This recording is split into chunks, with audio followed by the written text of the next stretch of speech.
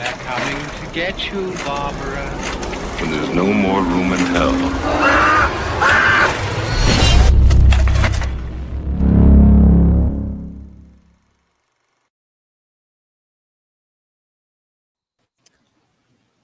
And we are live. What's going on, everybody?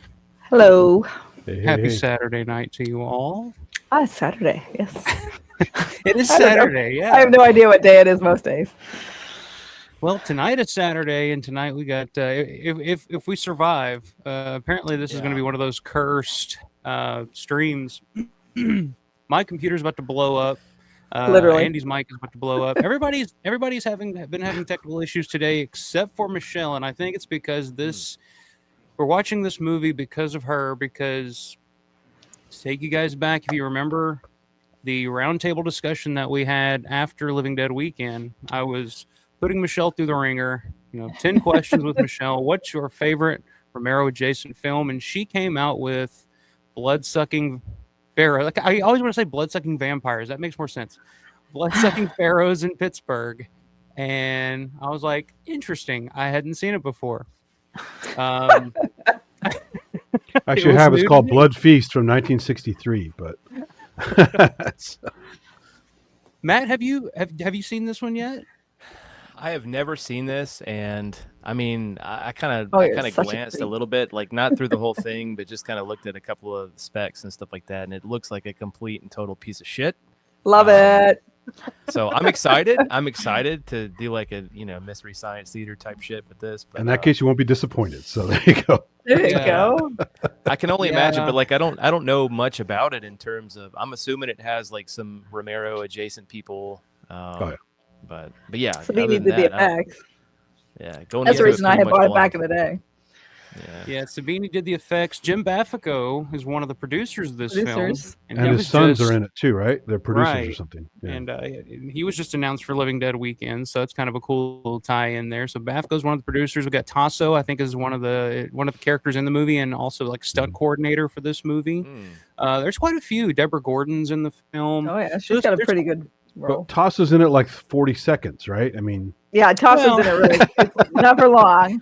Yeah, in the world of Romero, that's enough. Don't blink. Get to a table at Living Dead weekend and get $40 an autograph. So like I had never seen it before when she mentioned it. I was like, oh, okay, well maybe I'm really missing out on something here, because it's one of those that nobody really talks about. You think of Romero adjacent films, you think like effects or Night 90 or Midnight even. Midnight. And then I watched it and I was like, this ain't no Midnight.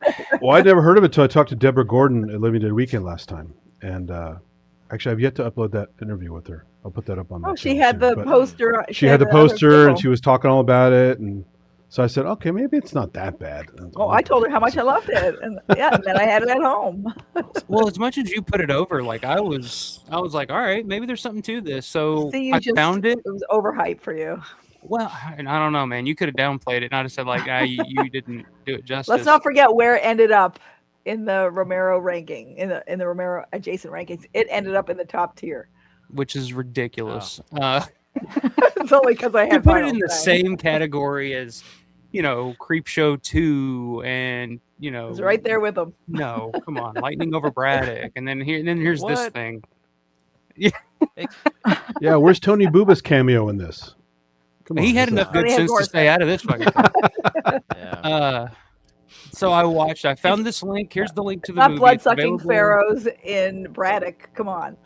Yeah. I bet he'd be in that one. He could drive a little bit though. It's not that far away. So. Anyway, sorry, Mike, what were you saying?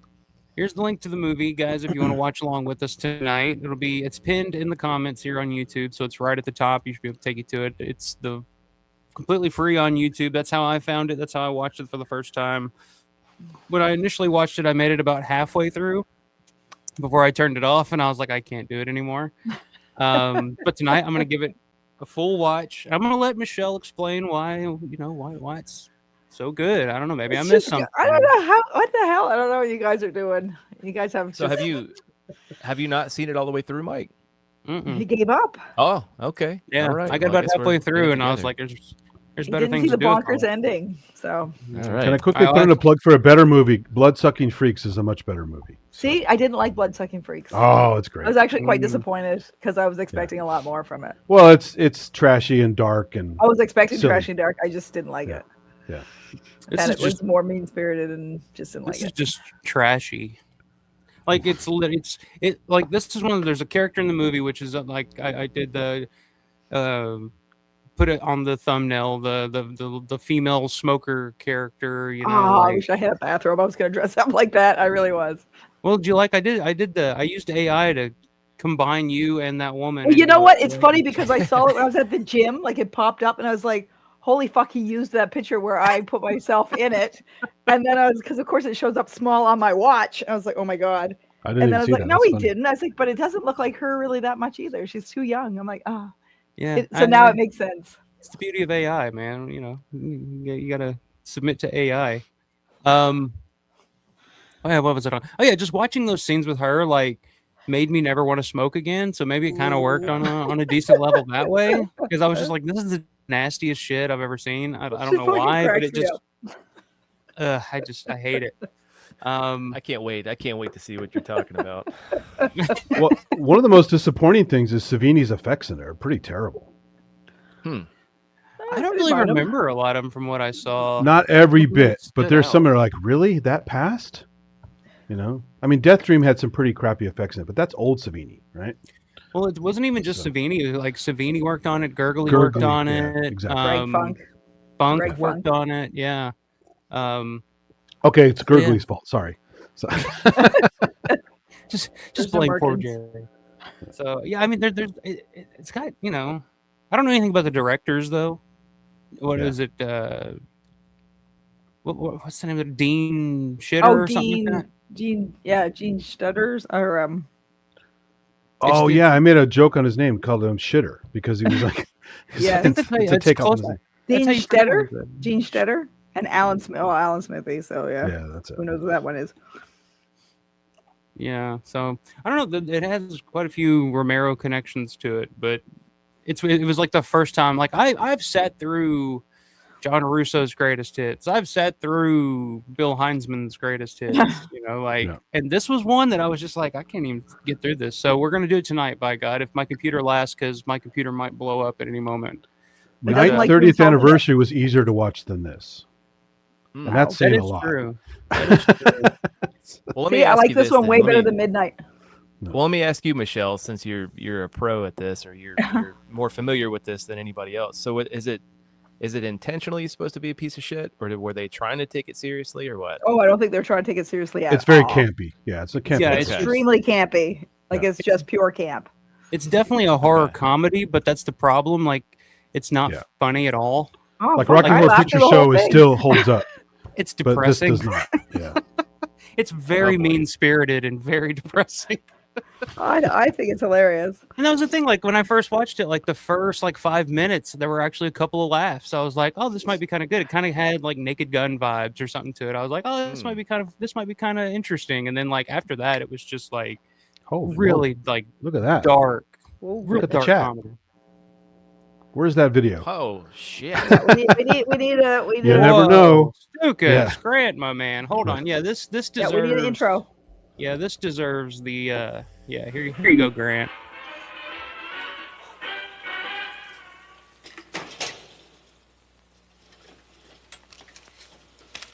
You never know.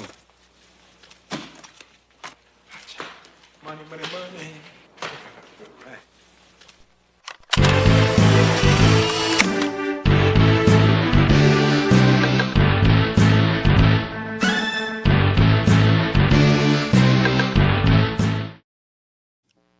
Damn. Big baller. Thank you, man. I appreciate that. That's really freaking awesome, man. Thank you so much. That's really cool. Hey, refresh my memory. What video game is that from? That clip? It's like one of the WWF games. Okay. It's the MIDI theme for the $1 Million Man. Okay. Money. Yeah, that'll get you one Eugene Clark selfie. I know, and he's gonna be almost get you the experience. So. Oh, and there's a Eugene Clark scene in this movie too. I'll point it out. It's not with him, but inspired, like kind of like a Big Daddy type scene. So okay. All right. Well, I'm excited now. But thank you You're very also much, fr- Grant. Thank you for that, man. I appreciate that. You're also Very frozen, generous of you. Mike. Oh, am I? Oh, you are, yeah. Yeah. You He are. got so excited with the $100, he's frozen. Oh, there you go. Okay. Hey, Now good you're now. back. All right. My computer's smell gonna die, smoke? guys. I'm telling no, but I'm keeping an eye. It's very hot right here. Or not very not hot, good. but I can feel it's kind of warm over here. So maybe I can You have spend a room $100 fan you on a can new blow on it? computer. Yes, actually, that's a good idea. Yeah. Anything helps. Are you sure that this is the hill you want to die on? The blood-sucking Pharaohs from Pittsburgh. There is this a hill is what for you me to die on. This is it. I guess. Well, you put the $100 to a new computer, so there you go. I think that's it. I think there you Grant go. heard that we were all gonna, explode, and he was like, "Man, I gotta help my boy out. This computer's gonna blow up at any minute now." I don't know if it's gonna get any air. Still won't lift the curse, but you'll get a new computer. So. All right. Well, let's just do this. All right. Well, thank you, man. I feel like I should take my top off or something for this, but Woo! Hey, man. I'll get Let's some. do it. I think I got some singles. I should throw in this. Is it whip them out Hey, Saturday? yeah, Is that what it is? yeah, whatever gets the job done. I gotta make a living here. But thank you, sir. Thank you. I appreciate it. Let's see what else we got in the chat here. Saw my boy Jeff down is up chiming in. What's going on, Jeff? It's gonna be really fun for some of us, I think, maybe, but for some, maybe not so fun. We'll see. We got Bonnie in the house. What's going on, Bonnie? How are you? Let's see. There's Matt, Michelle chiming in. There's our boy Steven. Ustrack Jr.'s in the house. What's going on, brother? Good to see you. Jeff saying, hi, Michelle. You get to watch one of your favorite films tonight. This should be It's not enjoyable. one of my favorites, but I love it. You said it was your favorite. Yeah, Romero don't change Romero your and mind Jason, now. but most of the Romero Yeah. and Jasons are not that great. So there's that. Yeah. This should be enjoyable. Can't wait to watch Michael's expressions. You may get to, or you That's may what not I'm to. waiting I don't for. know. We'll see. You might get him out of me. I wear my shit on my face, so I'm sure I'll be very animated tonight from the sounds Yeah, of it. because this is a completely new experience for Matt, so he doesn't know what to expect. Going in blind. Yeah, that's true, Jeff. You should notice some locations, I think, as well. That's right. It was shot all in Pittsburgh. People in Kill miss him. I'm talking about Tasso, I think, in his Tasso, 40-second cameo. Yes. Got the Masked Fondler. What's going on? Here you go. Here's somebody on Team Michelle here. No, I think that's Bloodsucking Freaks. No, he's talking Bloodsucking about Bloodsucking Freaks. Yeah. I was I saw that one come up. All right. Well, never mind. Nobody's on your team yet. That's okay. I can make my own team. Steven says, I haven't seen this opus yet. I'm going in with open mind. We'll see if Michelle is a movie prophet or just needs spankings for wasting our time. There's Steven with his dirty mind. Steve. Sorry, dirty. Michelle, you like that scene in Blazing Saddles where they make their own wagon train with one wagon? I love Blazing We Saddles. made our own. That's a great movie. I don't make them like that anymore. Just saying that was an excellent use of AI. That's what it's meant for. That's right. That's right. See, it's to enhance our lives, not take over. I just our double lives. checked it. It does. Yeah, it's funny. It does look like her. That's hilarious. Well, I literally saw it on my watch, and I was like, "Holy shit! Did he put that out?" That because I think I put it in the group chat too, where I put my face on the. Yeah, I sent it to Mike. You send that fucking image to me, just to taunt me. Yeah, I was actually talking about you this morning with my friend in the Netherlands, and I said, "Oh, I sent this picture to him. You know what? I should do that right now. That's why you got it right there." I said I send this randomly just to torture him. Yeah, I appreciate it. Larry, what's going on, man? I don't understand why you want to torture yourselves and watch this movie. I don't either, Larry, but we're doing it for Michelle tonight. So. Fun. It's all for comedy. It'll be fun. It's all for So comedy. is anybody It's gonna be a lot of in fun. the chat? Yeah, anybody in the chat a fan of this movie? Chime in. It's got to be better than Midnight too. Well, thanks, man. I appreciate the support. I really do, man. Thank you. Midnight too. Got Mayors in the house. Never seen this before. How scared should I be? You should be fucking terrified, Mayor. This is a rough one, but it's like the Fly remake. Be afraid. Be very afraid. Right? Exactly. Larry saying, Jeff, I watched it once, maybe 5 years ago or more. Can't really remember it. It was that good. It is. It's kind of why I turned it off. There was nothing really jumping out at me. I can take a bad movie if there's things that grab my attention or are somewhat memorable. But after a while, it was just depressing. You can't even take a good movie after last week. Yeah. Well, what can I say? Reanimator. The Beyond. Come on. Oh man. Yeah, Well, My blood pressure is still spiking. Yeah. all right. Well, if you guys want to give me shit about that, you can feel free. But I wasn't saying. I almost wore again, a Fulci shirt just to a Beyond. yeah, I wasn't saying I didn't like the movies. I'm just saying I don't love them. I don't go crazy about like I don't own anything from them. Type of thing. Quit it. I will say though, I can understand where you're coming from with the Beyond. It's definitely out there, and like I said, I think it was written around some specific scenes that Fulci wanted to film, so that's why I don't even think there was a shooting script. That's why it feels so disjointed and strange and dreamlike. And then later on, people are like, "Oh, it's dream logic and it's meant." No, there was no script. I think that's really the problem. So. I call it a kitchen sink movie. It's just got a bunch of stuff in it. So yeah, I remember you saying that. Pretty much. But it's still got points in it, and still it's fun, but it's yeah. There's parts that are endearing and at least it didn't have Drudy and that other guy working on it, right? So that would have been much worse. Yeah, and like I said, that scene where I remember, I think it was House of Horrors, the website House of Horrors. I saw an image of that character Jill getting her fucking head blown off, and that's the first time I ever heard of Fulci. Like that's how I had to go find out everything that Fulci ever did was that is one image. That is an iconic shot, scene, effect, whatever. Like, yeah, I mean, I can't argue against that, but I just think as a movie, like it's hard for me to get through it all the way. Sometimes I'm just like, God, it's just kind of a mess. Well, and then once you see the rest of his filmography and you have all these other choices to pick from, it's like, yeah, absolutely. I totally get where you're coming from with it. So yeah, I watched a Bava film the other night for the first time, Lisa and the Devil. Have you guys ever seen that one? I've not seen that one yet. That one's actually pretty good. I'm kind of hot and cold on Bava's stuff. Like I like some of his stuff, don't like some of his stuff, but this was one that I would recommend. Like from what I read, it was his favorite that he ever did. And it's pretty. It's got some Fulci feel to it. It's of course it's Italian, 1973, I think it came out, and it's just got those. It's just a really weird movie. You don't really know what's going on most of the time, but it's pretty fucked up. So I kind of dug that one.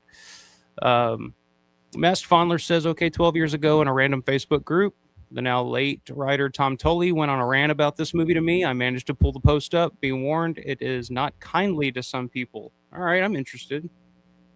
He said, Griff, I wrote the original comedy and 2 rewrites. I was guaranteed the director's job and then threatened with having the funding removed if the producer's buddy wasn't allowed to direct. Interesting. I don't know. That individual turned out to be no talented, self-absorbed egotist named Dean Shitter, who had no sense of humor and couldn't direct his way out of a porta potty. There we go. That's what I'm looking for here. Yeah. I'll spill the tea. There's more below too. He continues more below in the chat. He's got more here. Yeah. Ian, the complicit producers Jim Baffico and Beverly Pemberthy turned what was originally intended to be a weird, super low budget black comedy into a smarmy piece of shit that. And there's more. Yeah, I'm waiting. Michelle might log off. She's like, I can't take all this. What is this? What is wrong with these people? Oh, it's smarmy, but I love it. Smarmy's a good word for it. Yeah. I like smarmy. Well, Steven says, after looking at the trailer really fast, I believe I better have a dirty mind to enjoy it. Maybe that's the thing, if my mind wasn't in the gutter, it'd be homeless, basically. So Bonnie said, watched it yesterday. I've seen worse. I've definitely seen worse, but Jeff, I like that film. Oh, Lisa and the Devil. Okay. I was like, oh, Jeff's a fan. And I'm like, no, never mind. Because I see him saying here, it's a good film. It's got a great atmosphere. Yeah, that's the thing. It really sold me on it. It's very nightmarish, very dreamlike. So one funny thing about Dean Shitter, I did look him up again. He did production or art direction on a couple movies that were interesting. The Wraith, it's an old Charlie Sheen movie that actually looked pretty cool. And Never Too Young to Die, it's an old, what was that guy from Full House? John Stamos? John Stamos. It was a John Stamos thing with Gene Simmons. Crazy action movie. And it had it had some fun visuals in it. So he had a visual eye, at least in some projects. I'll have to say. Not this one. Yes. Well, Well, it said it was co-directed by Alan Smithy too on IMDb. That's when they divorce it. Yeah, that tells you a lot right there. Oh, we got part 2 of the shit talking down here. Let me see. Incomplicit. Okay, so this one, okay. Shitter refused to put his name on and instead gave credit to the infamous Alan Smithy. There you go. It was only later, after the film received some small undeserved cult status, that he resurfaced to, and we wait for the next part. This is intriguing. I didn't know we were going to get this deep into the movie and find out. Play. Yeah, this is cool. Mask Fondler coming in with the details. And yeah, Mayor, there are 2 cuts I got. It's the one I got is the Blu-ray. It's 1 disc, but it's 2 films. It's a double feature of Lisa and the Devil, and then the recut version that they put out in the U.S. in '74 called House of Exorcism, which Bava apparently really hated, and most people did too, because I guess they went back and shot some additional footage for the film because I guess the U.S. distributors felt like it didn't make enough. So kind of the same thing that happened when George went back and shot additional footage apparently for Spasmo. When Richard and Laurel Tape purchased Spasmo for U.S. distribution, George and I think Tony Bubba went back and reshot some extra stuff for it, but kind of the same thing. But they renamed it House of Exorcism to kind of take advantage of the popularity of The Exorcist at the time. And to me, it just sounds like a shitty Hammer horror film, like House of Exorcism. Like it's like, but So I haven't seen that version yet, but Lisa and the Devil, I do recommend. I did quite like that one. Okay, so we got another one here. This is interesting. After I resurfaced to take credit for his success. In a DVD interview, he took credit for the entire production, giving me credit for having a good imagination and only 1-page outline. Interesting. He's got more at the bottom. Oh, the last part I think is at the bottom. Yeah. It was my experience with lying pricks like these that soured me on the whole Hollywood crowd. Tom J. Tooley, writer. Okay. Wow. I'm ready to. Very cool. Thanks for that, man. I appreciate the info there, the backstory. Because, like I said, this is one of those movies that, like, I'd heard of, but I didn't really know a whole lot about until you brought it up, Michelle, on that stream, and I was like, okay. Like, to me, I always just kind of assumed it was like this, it was like a straight-to-video release. It didn't get a U.S. release theatrically. It went straight to video in 91. I want to say like March of 91, if I remember correctly. But, yeah, I'd never seen it, and I never really heard too many people talk about it. And then you bring it up and say it's your favorite, and I'm like, oh, shit, what am I missing? So is this an Alan Smithy film? Is that what the director is credited as? Apparently, after the fact, he did that. So okay, yeah. But by the way, a couple more Shudder things. Funny on IMDb, he was production designer on Fright Night Part 2, which actually didn't look bad. It was not as good as the first movie, obviously, but it didn't look bad. But then he worked on Barney's Big Surprise and A Clay Aiken Christmas. So hey, who are we to argue about that? Yeah, exactly. A Clay Aiken Christmas. Wow. Oh man, never heard of that one. So Jesus. Students saying Gene Simmons played a transvestite in the John Stamos movie. Yeah, I kid it's you a not. Hilarious movie. Yeah. Okay. Interesting. He's like a young James Bond type character, and it's really silly. The Stamos character. You gotta love Stamos. No problem. Tom was an actor in a ridiculous Animal House ripoff movie, King Frat. And King Frat. That was like the Animal House ripoff. It was under a different title at one point too. It was I saw that one. I can't think of what it was called, but yeah, that's one that people that I know of, like the Dead Pit guys, are always asking about. When are we going to get the 4K of King Frat? They always ask Felcher about that, and Felcher's like, "I'm not doing a goddamn 4K of King Frat. All right, it's not going to happen." That's right, Delta House. Delta House is what it was called, and that rant turned up in a group dedicated to that film. Interesting. Wow. All right. So there's a lot of history here to this movie that I was not aware of. So I think they had a Delta House TV show for a while too. I can't remember. Which one? I think they had a Delta House, like Animal House TV show called Delta House, if I remember correctly, but a long time ago. They used to make television shows out of all kinds of shit back in the day. Just about, you remember the TV show version of Uncle Buck back in the day? Yes. No, I didn't see that. It was it was a cartoon, right? No, it was an actual they Was it an actual recast show? John Candy. Yeah. Wow. Who the hell Uncle Buck. was in the who's in the Uncle John Buck. Candy role?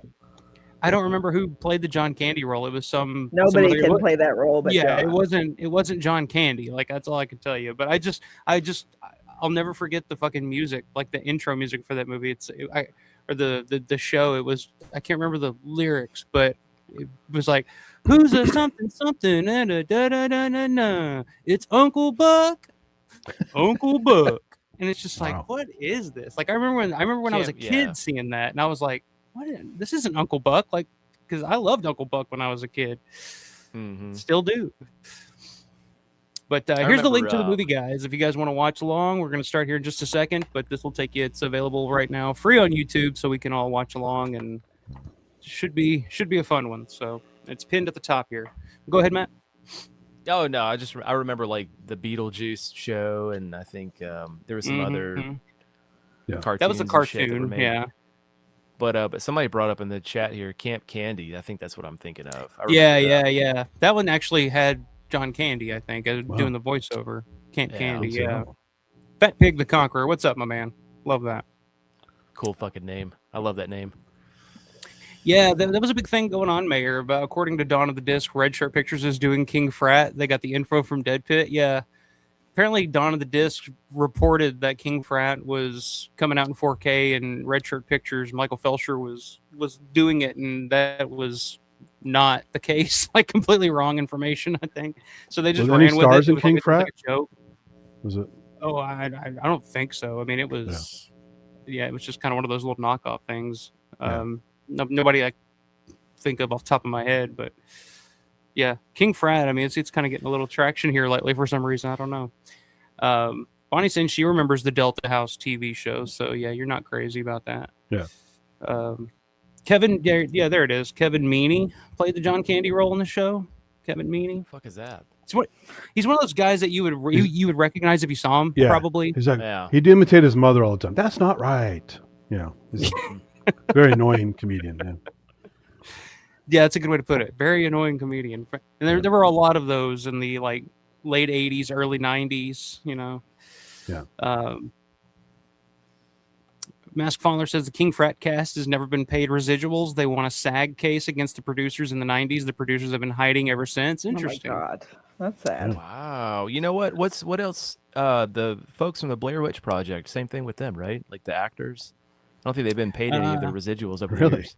Yeah, I think so. Yeah, because I think because I was at a panel at a Horror Hound a couple of years ago where all the Blair Witch people were talking about that, and I think it had something to do with the fact that, because I mean it was made independently for very little money. So when the film was picked up by Artisan and to like distribute, they paid right up front for it. I don't think they were like, okay, whatever money this film makes, well, you get X amount or whatever, you get a percentage. It was just like, we'll give you $1 million, and of course, Dan Myrick and Eduardo Sanchez were probably just like, well, we fucking made the movie for $20,000 or whatever it was, so yeah, we'll take $1 million, sure. Like this, nobody's going to see this fucking movie, and then it became what it became. Gold mine, Jesus Christ, yeah. There you go.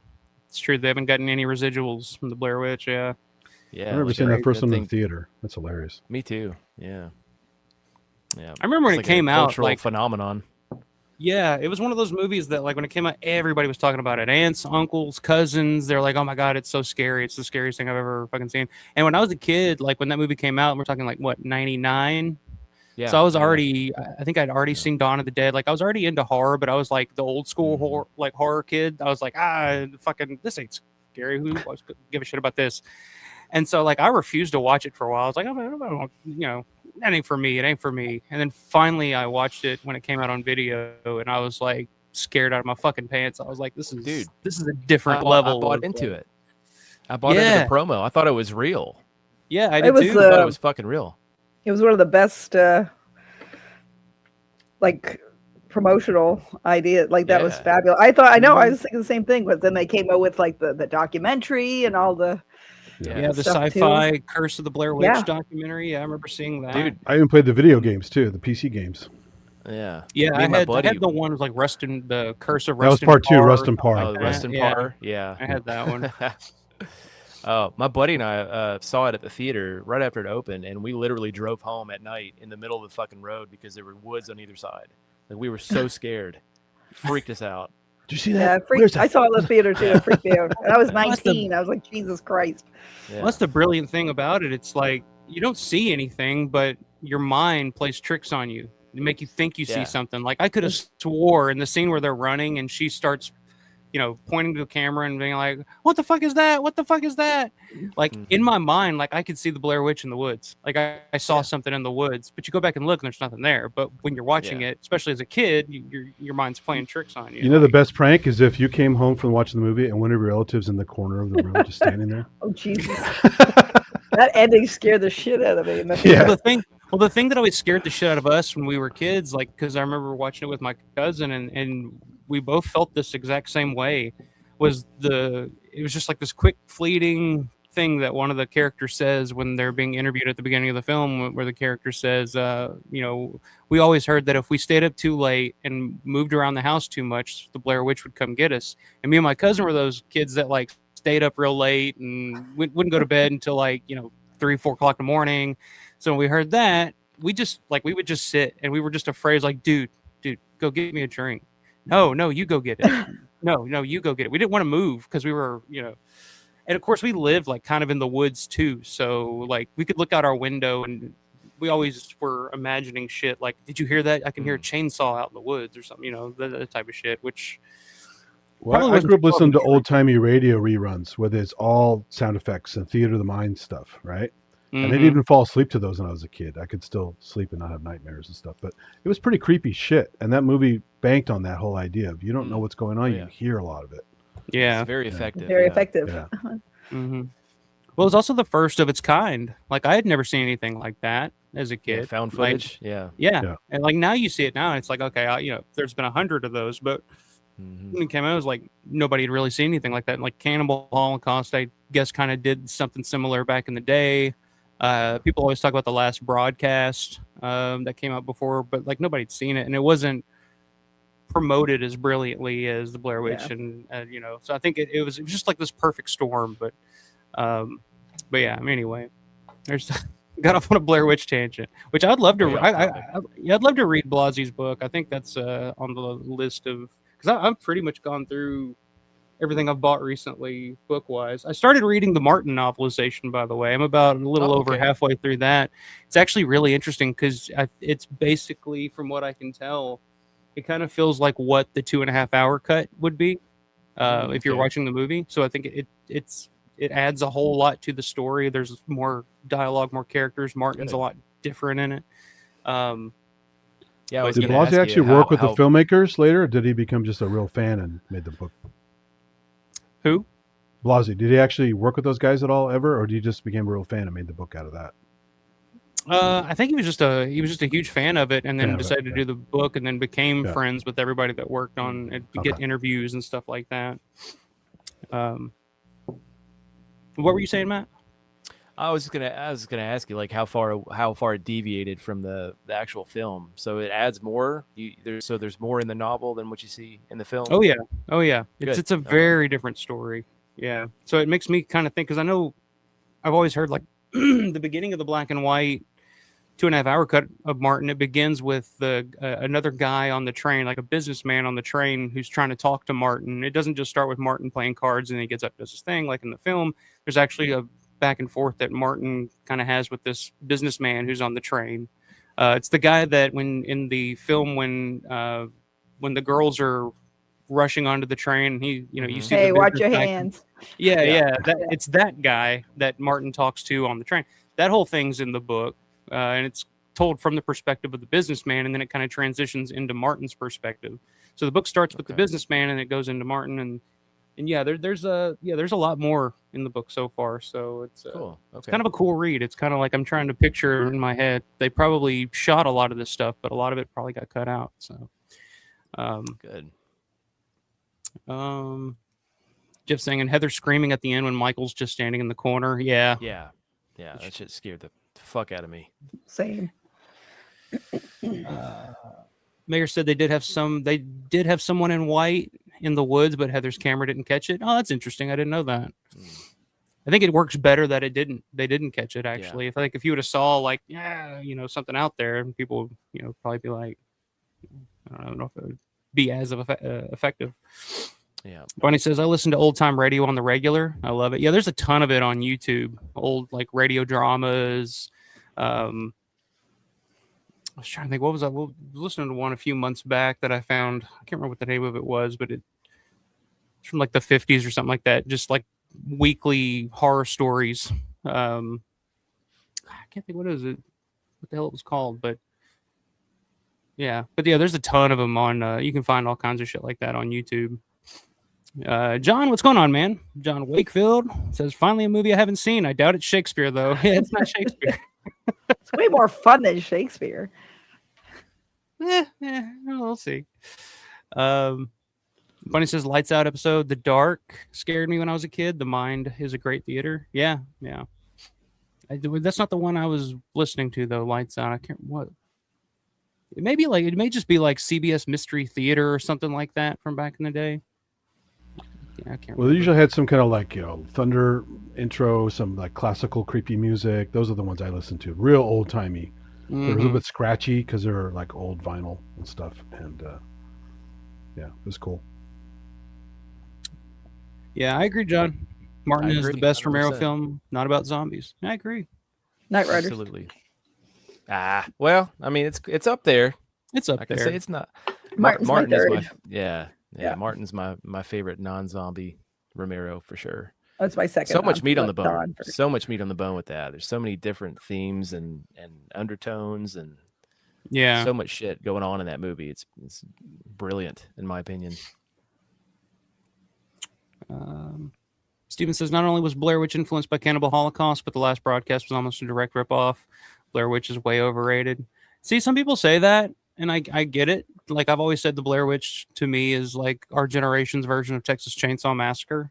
Like I know like older relatives of mine that were around when Texas Chainsaw first came out, and there are some that'll say it was the scariest thing they ever seen, and there are some that'll say it's the stupidest movie they ever saw, and they don't know why they wasted their time.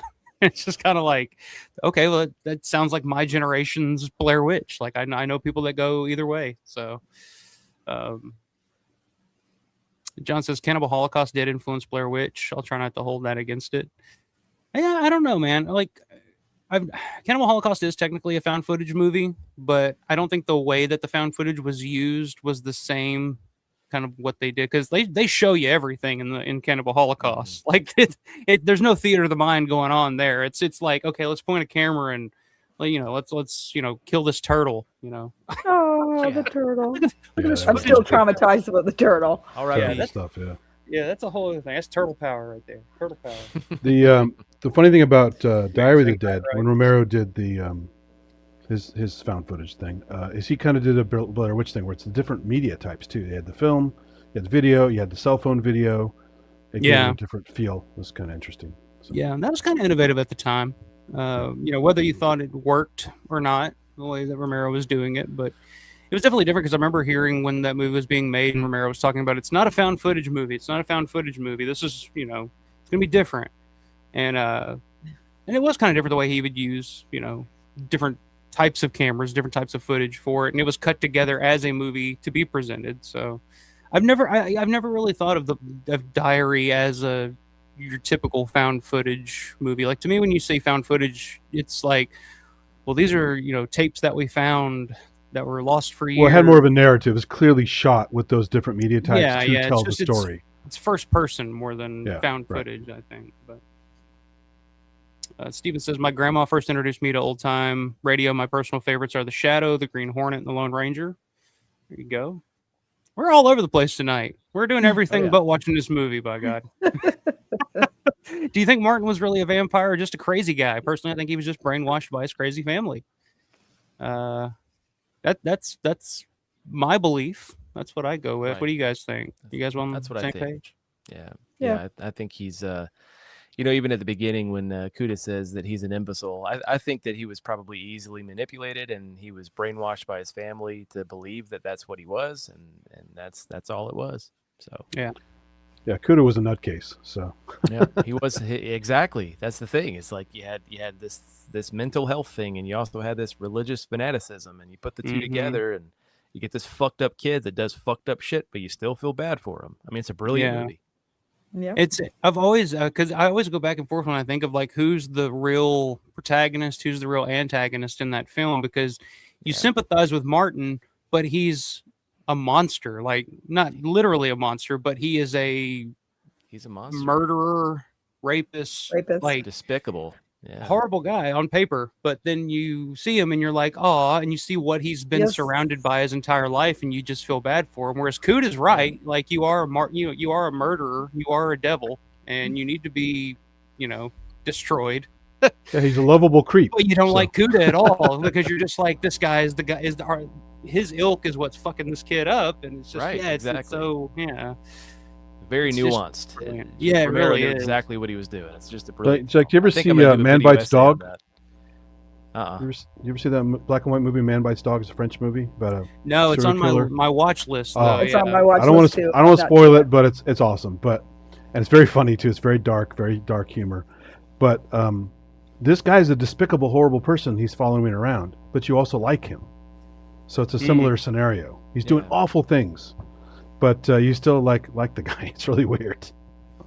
Yeah, I've always been attracted to movies like that it's more shades of gray as opposed to just black and white. It's like, okay, good guy, bad guy. It's like, okay, well, I can see, he's awful, but I can see where he's coming from. I can see his point. Like, it's why I've always been a fan of, like, The Devil's Rejects. When the first time I saw it, it was one of the only movies I've ever seen where I hated the characters at first because they were so despicable and you didn't want to like them, but by the end you were cheering for them. You're like, oh shit, why am I cheering for these people all of a sudden? Like, it's weird.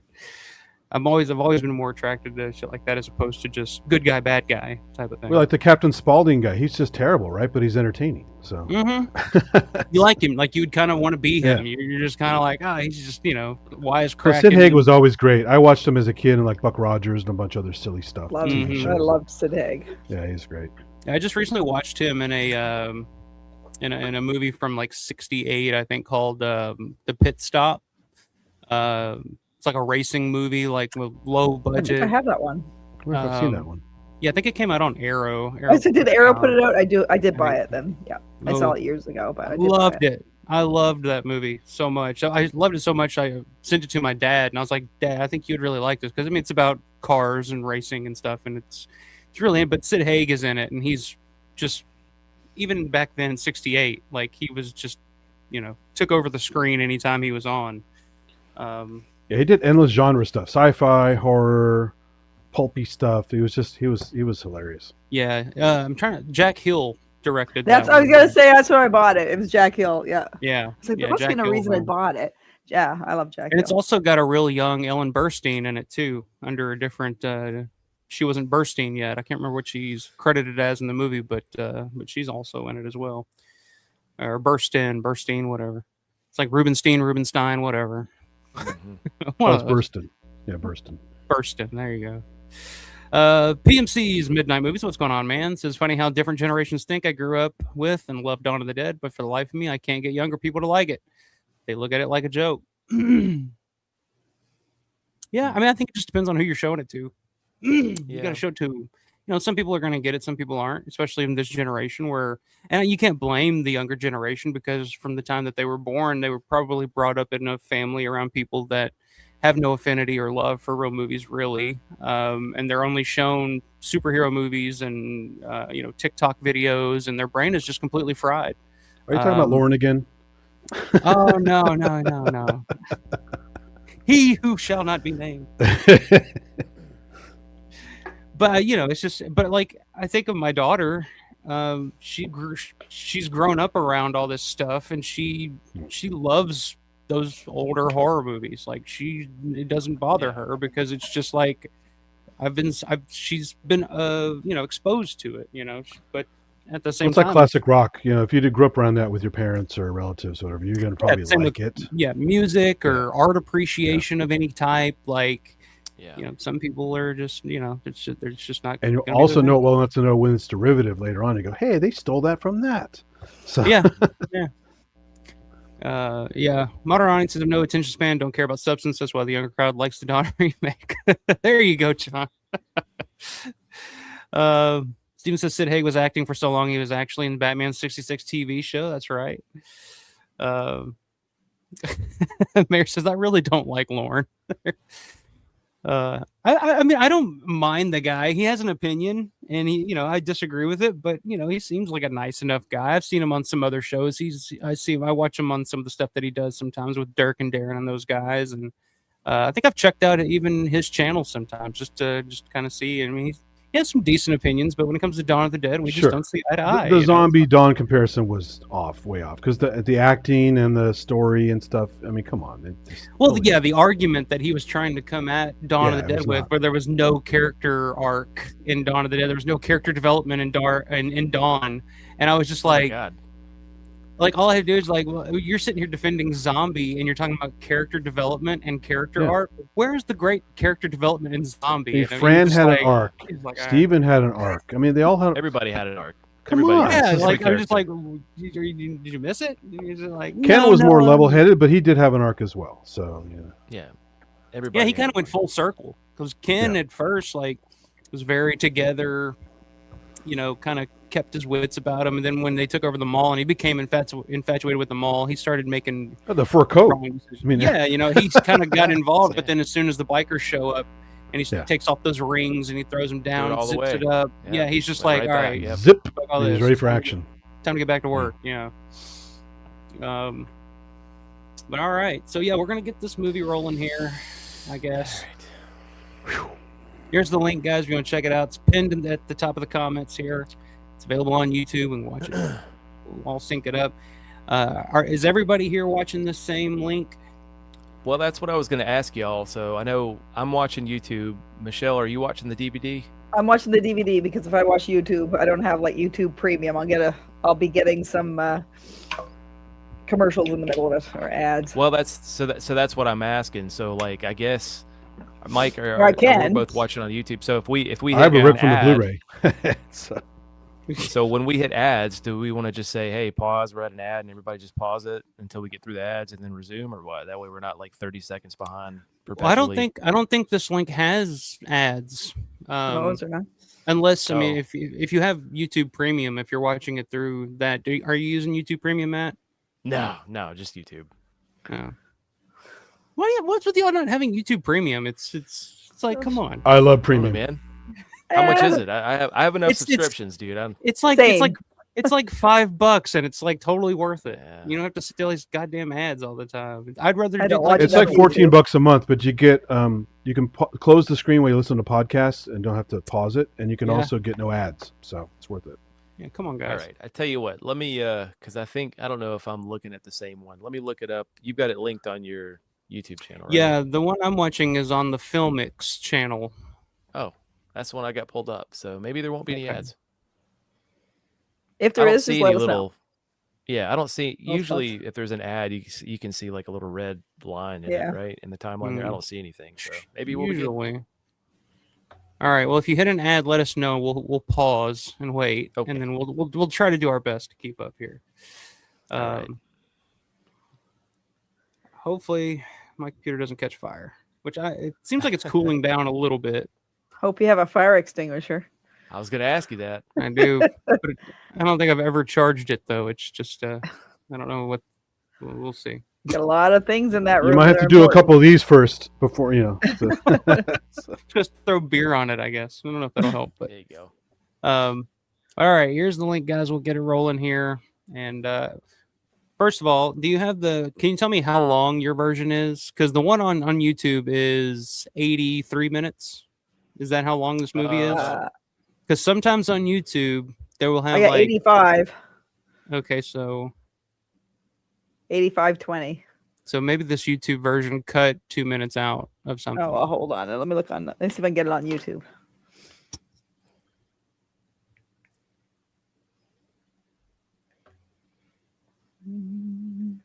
Keep talking, guys. Don't let. I'm looking. Well, I'm looking too. Mine says hour 28, so it's slightly longer, but it's probably very hour similar. 28. Okay, so we're all over the place here. Actually, hold on. Maybe I have the director's cut. I'm special. Well, I don't know if that's good news or bad news for you. 5 extra minutes. To me, I was like 82 minutes. I think that's perfect. Yeah. Any more than that, I can't go any. I couldn't do it. I'll try so I can find the comments on here. Yeah, that's right, Mayor. Eyeworm Zombie had an arc. He was in the grave, then he came out of the grave. That's right. He arced out of the ground. Look at That's that. right. Okay, Steven's watching the one that's hour 23. So I think that's the YouTube version. Yeah, that's it. Yeah, hour 23 says Mayor. Mass Fallen says, didn't Romero say the character development was overrated? That the producers on land kept pushing for unnecessary character stuff? Well, if it's unnecessary, if you're trying to, like, that's one thing I can't stand is if you're trying to force, you know, a backstory on a character that doesn't need it. Like, I don't need to know about the, you know, you overcoming, you know, chronic crotch rot or something as a kid. Like, I don't, like, that's not. Yeah. Like, that's nothing I give a shit about. So, yeah, there's definitely something about, you know, unnecessary character development, but all right, are you guys ready? I'm good. I'm just gonna have to use because I can't get, because we're on here, I can't get my comments on my friggin' YouTube for some reason to get your link. I don't know what's going on with this thing. Technical difficulties. I mean, we'll be in the vicinity of each other if nothing else. If you just want to use your DVD or Blu-ray or whatever it's come out on. I really don't. The way that you guys are describing this, I really don't think it's going to be a big deal. It's not going to be like spoilers. Yeah, like you know. I got to know what happens to this character. The spoiler is watching the movie itself. That's right. Spoiled. So yeah. This what do you have for your first screen? Like where you mine's paused? Black now, but the first thing that I see when I push play is the blue Saratoga Films production. Saratoga Films. Yeah. Okay, that's where I'm at right now. Okay. All right, so that's where we'll start. All right, you guys ready? Ready. Sure. You guys ready to do this? I'm excited. So enthusiastic. All right, here we go. 3, 2, 1, press play now on now. Everybody press play. All right. Yep. So, in 3, 2, 1, press play now. Booyah. All right. There he is, Dean Shitter. A Dean Shitter. By the way, that opening thing is an insult to My Bridge, that famous graphic. So, I was thinking it was an insult to Night 90. Jake, no, I mean the horsey frames. Yeah. Oh.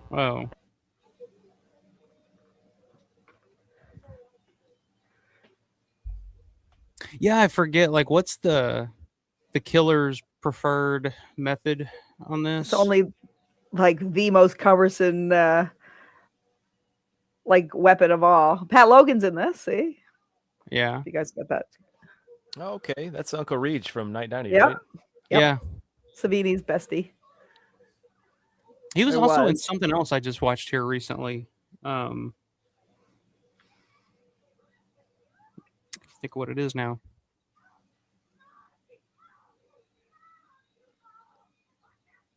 I'm sure it was probably for the Romero adjacent. It probably was. May have been like Dead Time Stories or something. Oh, could have been. Dubinsky was the editor. Yeah. Tom was an editor on a lot of shit around this time. There's Tom Tully, the guy we got the 411 from earlier. That's right. Screenplay by Dean Shitter. By the way, Jane Hamilton they introduced in the beginning, if you don't know, is famous porn star Veronica Hart. So we got Nick Mastandrea as the producer too. Yeah. And you'll know when she gets on screen, she clearly was a porn star. She actually was pretty good for a while. So. One of your favorites. Yeah. Not my favorite, but she was all right. Yeah. She got the You know job how many done. times I beat it to her back in the day? She was my favorite. She has extra positive. Got the calluses to prove it now.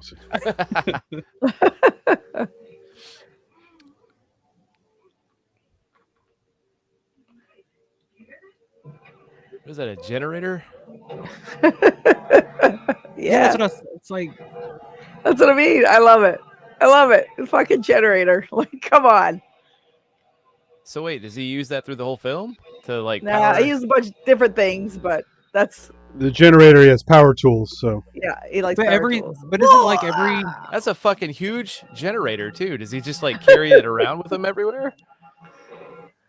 yeah, isn't it like everything he uses to kill people with? He I has to have think a generator to power. I think so. Yeah. Doesn't he also use like a shop vac? At Yep. one point There's in a this shop movie? back. Yep. it's kind of like Student Bodies meets Toolbox Murders. Yeah.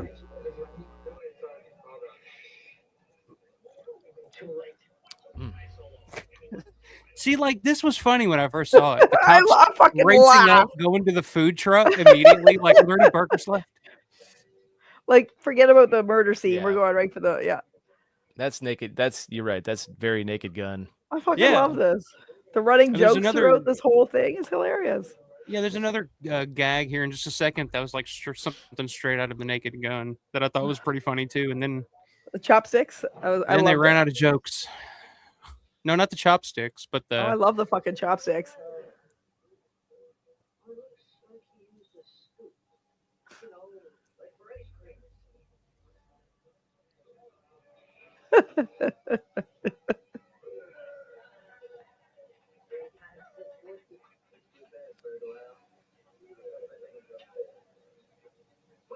I love that he pukes. Yeah, it's a pretty wimpy cop. I fucking love that. That cracks me right up.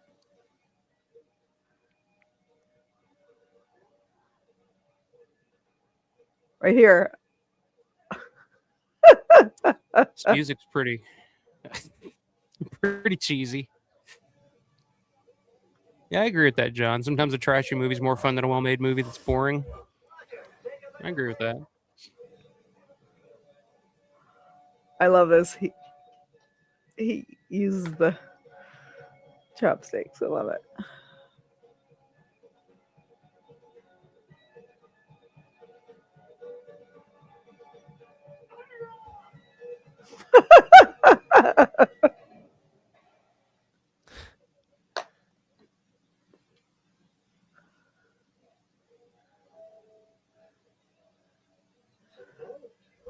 There's He a spends all that time diegetic with music joke. Yeah, I love that. I fucking love that. And then he spends all the time with the chopsticks only to grab the paper with his hands.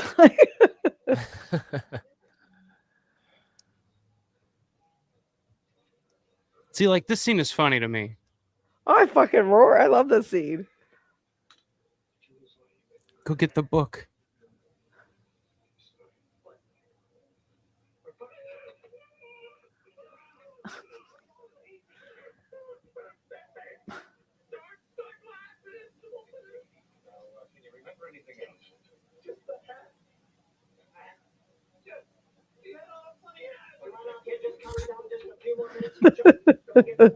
It's just pictures of hats. Like it's total Naked Gun.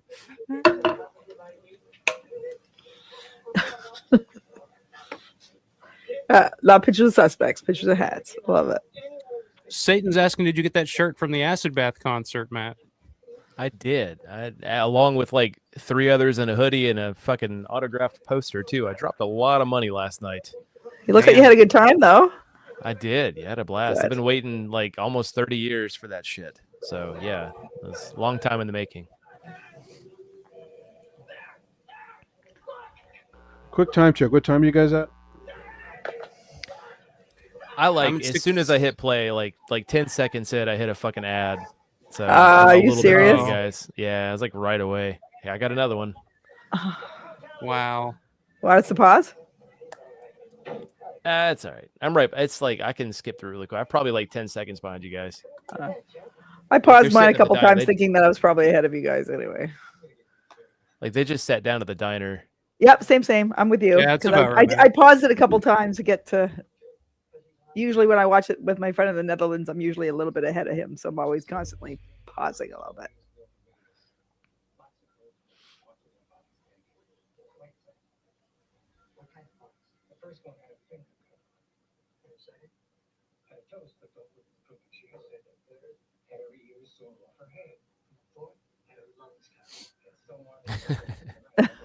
Here we go. Don't blink. You go, Mayor. No ads for him so far. There you go.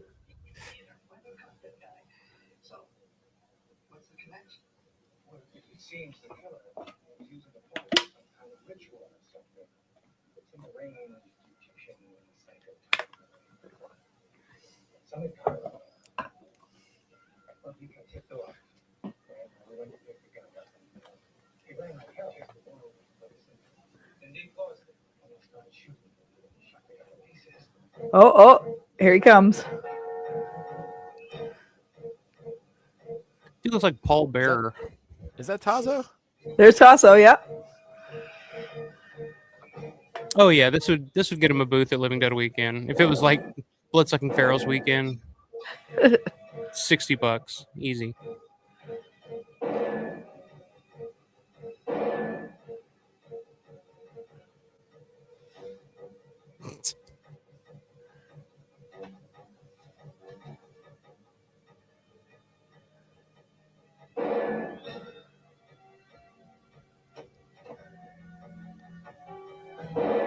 It's a very large amount of blood.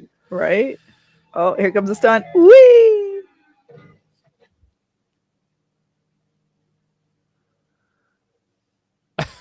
What the fuck? That's so stupid. Satan, there's a link pinned to the top. Yeah, there you go. Pinned to the top. We're watching on YouTube. I am 9 minutes and 7 seconds in right now on this version. So. Yeah, same.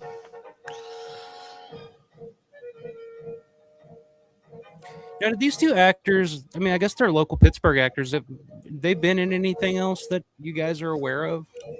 I don't think I've ever seen them in anything else that I can. I don't recognize either one of them. I didn't recognize any of the names. We got he slipped on an ear. I'm way ahead of you, Michelle. Are you? He's already slipped on the ear.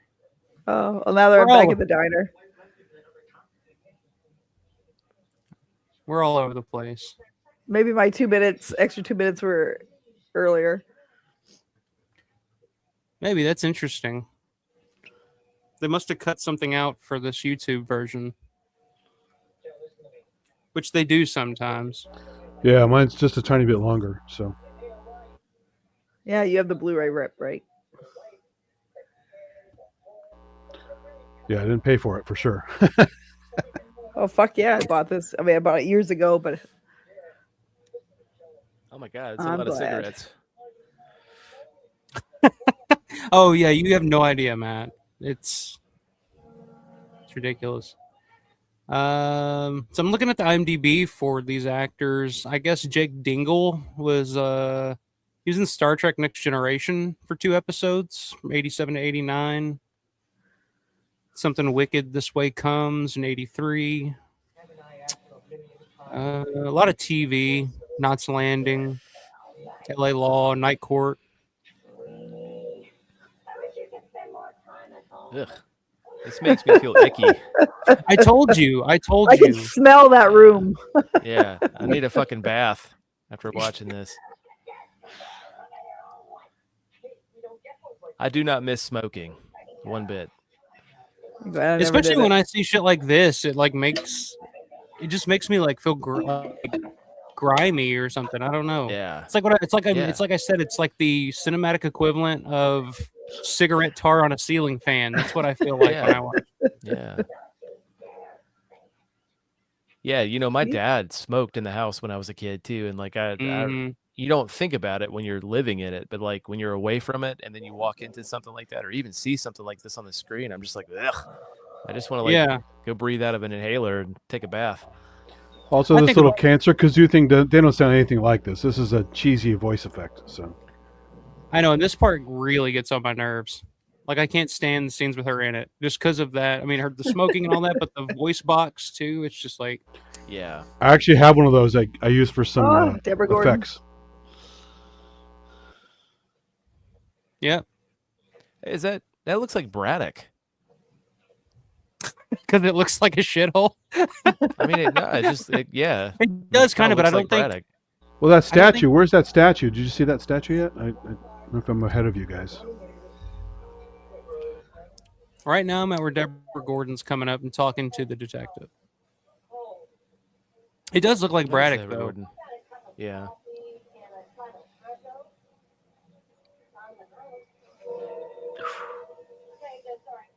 But yeah, I think about that all the time, like, because my dad smoked indoors when I was a kid. My grandma smoked. My grandpa smoked indoors. Like, I was surrounded by, like, cigarette smoke at all times as a kid. And, like, I never noticed it. But like you said, now, like, when you walk in somewhere where somebody smokes, like, I have a friend who still smokes inside. And you can, even when I smoke, like, it was still just, like, too much. Like, I was just like, I'm gonna go smoke outside. And he's like, no, you can just smoke it in here. I'm just like, no, I just rather go outside. It just feels wrong or something. I don't know. Yeah. The worst too is like grandparents and shit that would smoke inside the car with the windows up. I'm like, what the fuck are you doing? Yeah, it's wild. Yeah, my papa would do that. My sister-in-law still does that. I hate going anywhere with them. Last year, I worked in Digby for a weekend, and the only motel room that was available in town was a smoking room. And I was like, first of all, it's 2025. They still have these things. I was like, what?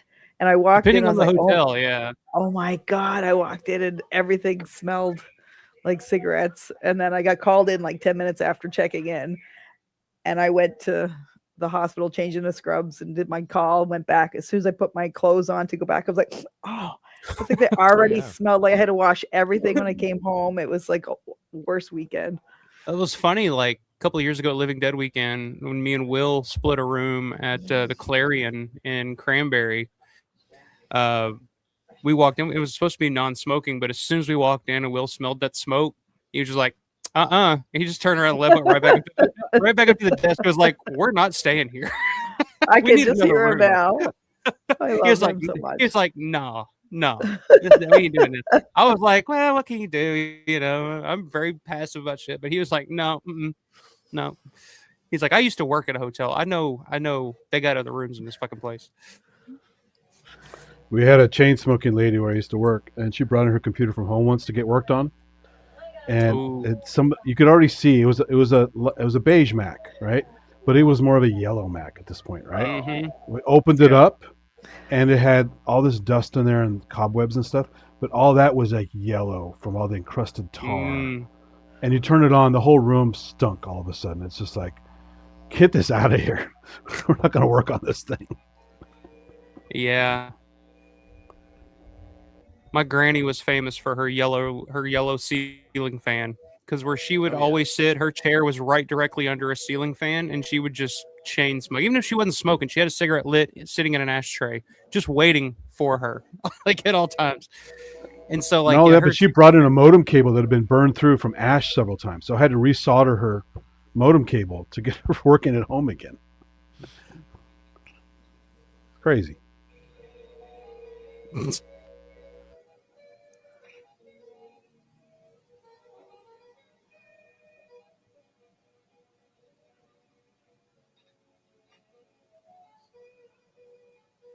Yeah, I agree. Fat Pig and Conqueror. Smell cigarette smoke throws me for a loop when I smell it these days.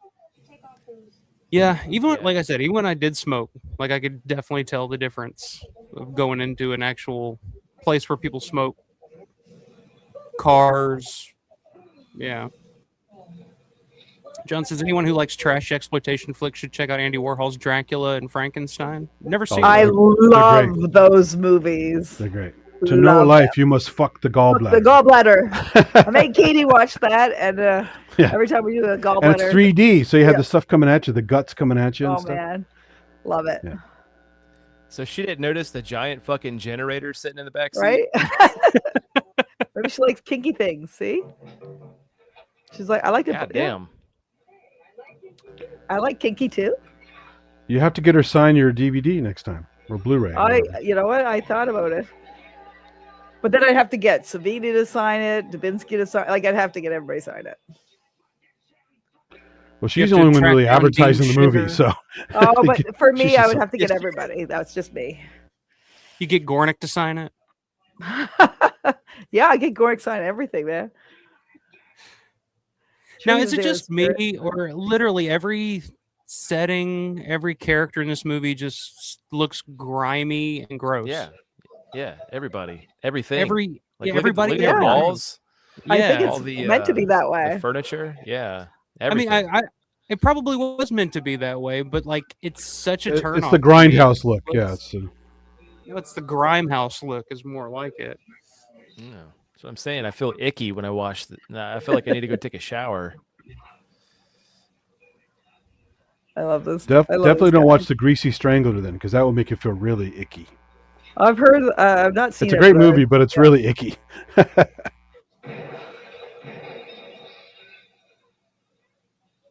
With a name like The Greasy Strangler, that makes sense. He really is greasy. It's wild.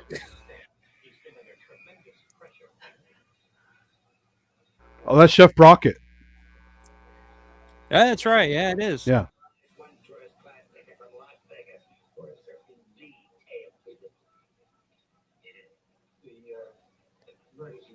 What time are you at, Mike?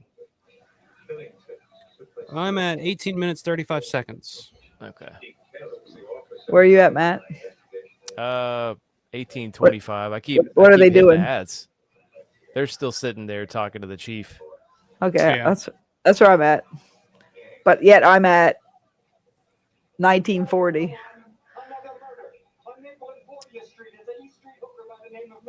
Yeah, you definitely got a little something extra there that we didn't get at the beginning. See, and that's what made it so fabulous. Maybe that's what we're missing. Yeah, the 2 minutes that are 2 minutes are just makes all the difference.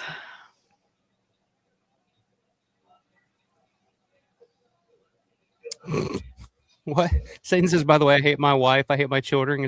Children's from the movie, not me. Okay. Todd, what's going on, man? Sorry, I just got home from eating Trejo's tacos. What was it? That Trejo's leche?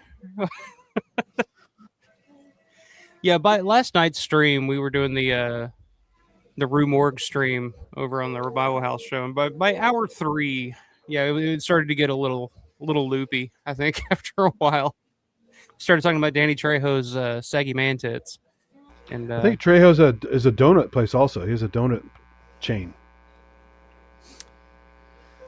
I feel like I've heard that. Yeah, actually, yeah. This looked like the park from The Pit. Oh, kind of. Yeah. The park from The Pit.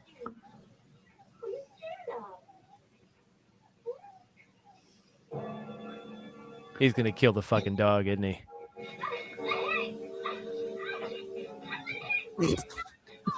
Is that like your boundary? Like with dogs and stuff you killed? Yeah. Whenever there's a I don't like to see dogs killed. That's where I no, I don't like seeing any animals killed.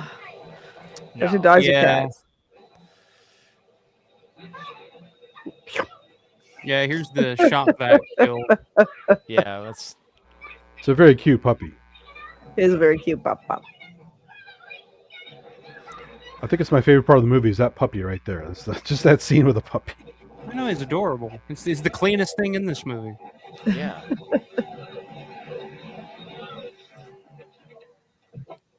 The shop vac looks like Mike's computer right now. Yeah. Smoking.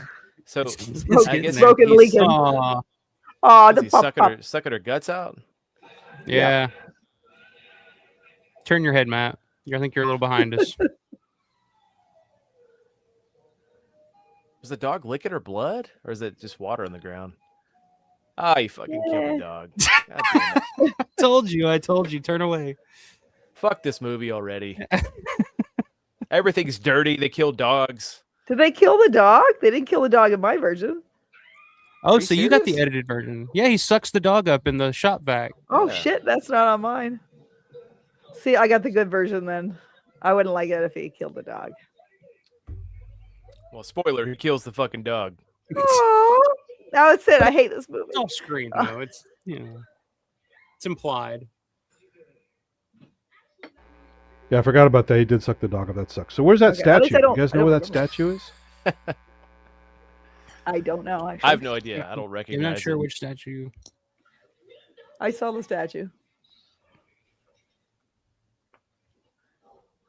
Sophie's home.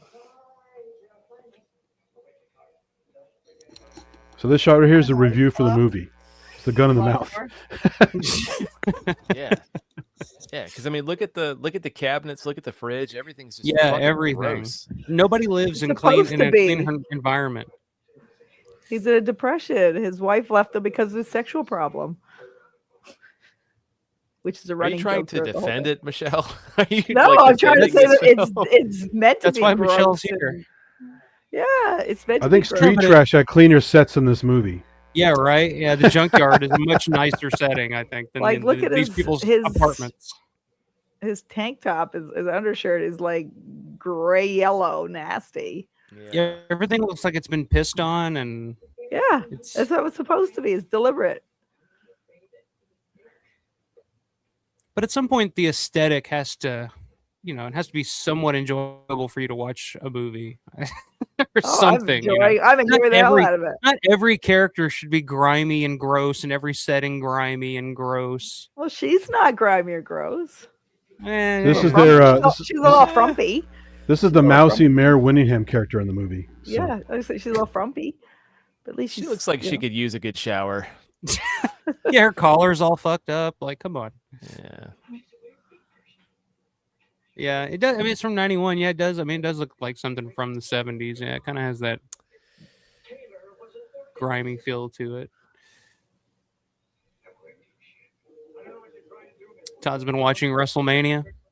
I didn't even have any interest in watching that this year. I'm kind of out on wrestling right now, I think. I have been watching a lot of old stuff though, so. My wrestling era was the Iron Sheik and stuff like that. That was my favorite era. So the old Iron Sheik. You're a punk motherfucker. Baron von Raschke, the Claw, all that shit. That was great. Yeah. My era was like Jake the Snake, Junkyard Dog, Ted DiBiase, all those guys. And I haven't seen it since. Oh, the Road Warriors, remember those guys? I remember them. Oh, yeah.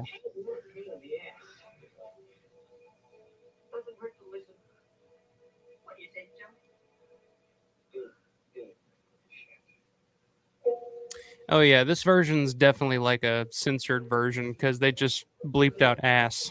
So what? Words, yeah. That really does maybe that's why your Savini effects aren't great. Maybe. I had the full one, but there's even some weird editing in it. She's just getting to the stop smoking spot now. Yeah. I love this. Reminds me of Cat's Eye. But I much prefer this over that because I didn't like when they put the little kitty in the electrified room. So I had more dialogue scenes than you guys have because I had to jump ahead a bit. Oh, lucky you. I got the full treatment. I know, we're missing out.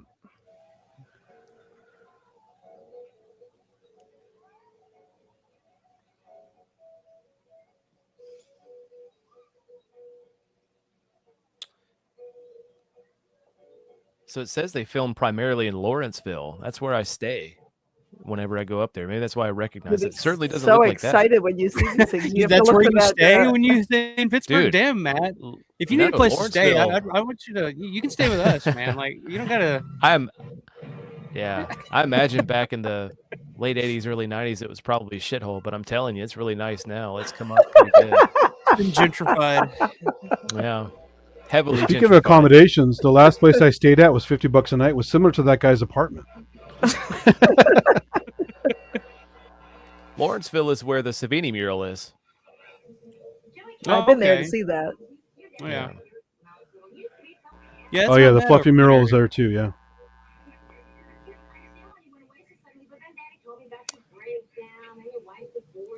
Some gorillas. Okay, it's interesting. Oh, you're at the gorillas right now. I'm a little ahead. Fuck, the gorillas killed me. That's one way to quit smoking. Hit her with a fucking fire hose. That would do it to me.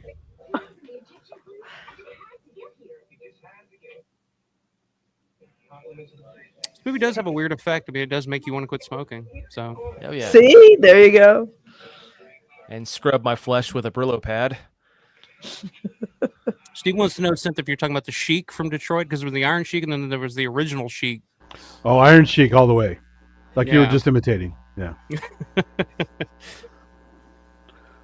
Mayor says, so there's lots of speculation that this is going to be an April Fool's mystery release from Vinegar Syndrome. Yeah, I remember seeing that. I almost bought it just in case, but then I was like, no. Yeah, did you guys hear about that? Vinegar Syndrome did an April Fool's mystery release, and it was I forget how they worded it, but it was like a Pittsburgh-based movie or something like that. And a lot of people were thinking it was either this or Midnight or one of the Russo films or something like that. Something that Vinegar Syndrome would put out. Nothing good, you know.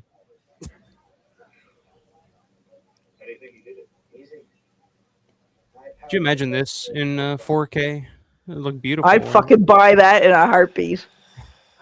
I'd be instant pre-order. Steven likes the monkey fire hose scene. So yeah, it's awesome.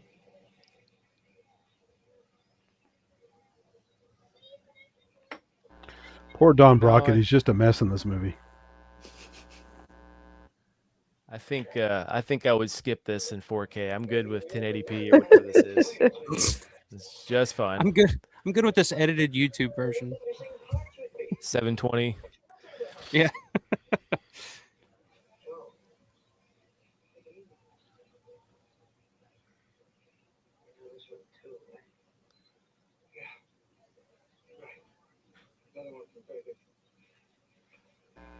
Did you guys get to the autopsy yet?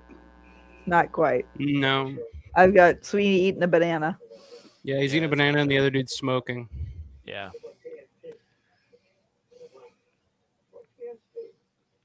Since got the extended director's cut, I think. I know. I got too far ahead now. I'm jumping around, so.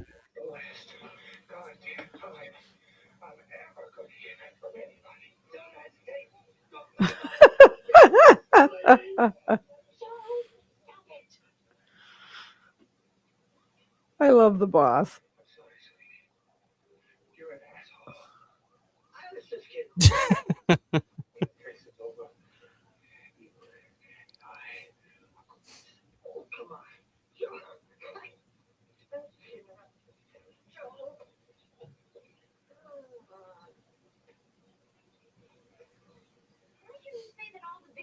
Las Vegas? All the victims are from Las Vegas. What? Then there's got to be a definite connection to the Cairo case. Don't you get it? You see, the killer's brother was the one who tipped my father off. A guy named Jackie Cairo. Small-time casino. Whose version can I hear in the background? Who's? Oh, is it mine? Is that you? Murderer and went straight to the police. Gotta be Michelle's. Probably. I can. Should I turn it down a little? No, I got you. Hang on.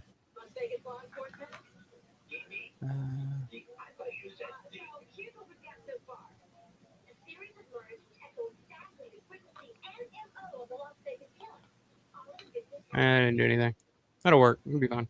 I turn it down a little bit more. No, you're good.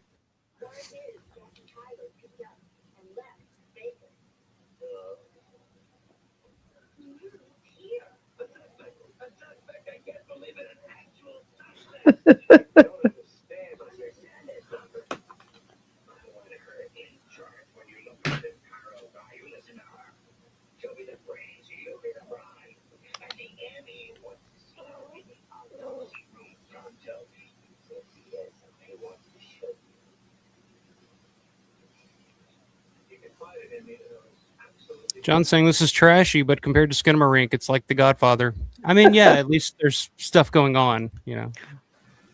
Oh, Did you guys get to the autopsy scene? I just got to it. Yet? Yeah, okay. So the doctor here looks like the guy from Bloodsucking Freaks. Maybe. I freaking love this part.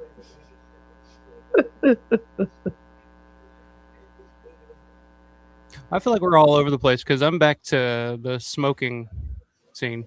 Oh, I'm not there yet. I just started the autopsy. But I can fast forward a little bit. Where are you at, Matt? The smoking scene. Okay. Yeah, I think the YouTube version probably cut that out. What? Yeah. The part where when he threw up during the autopsy because they like got this absolutely nasty casserole trying to make him throw up? Fuck, I laughed at that. Yeah, the big milky casserole that was nasty. Nasty, milky is like, oh, it was so gross. Maybe that's why it was cut out. It was hilarious. It was, again, the running joke about how he's always throwing up. And then Sweeney has to pay everybody because he puked again. Fuck, I laughed. Well, I just watched an airplane crash. Yeah, I know the part you're talking about. And now she's being prodded. I had no idea that there were multiple versions of this, but whatever. Well, I imagine that's why Michelle's is probably a little longer, is because there's extra scenes that we can't see because of YouTube. Yeah, probably. It's like the same issue I had with that season of The Witch watch along. Yeah, that was funny. It was like I was watching a version on YouTube and it was just all over the fucking place. And I was like, I didn't even recognize the movie. And I'd seen the movie dozens of times at that point. And I was that like, was somebody trolling you with a really bad edit. Yeah. I guess. I guess that's where you got the image for your opening. Yes, that's the one. That's what I wanted to cause those like those electricity scenes are like the biggest budget thing in the movie. So. Oh, right. Early CGI, man. Come on.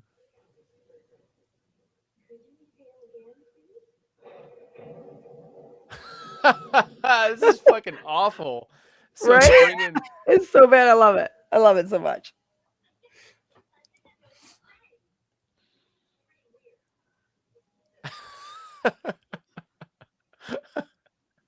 Oh my God, that would not fly today.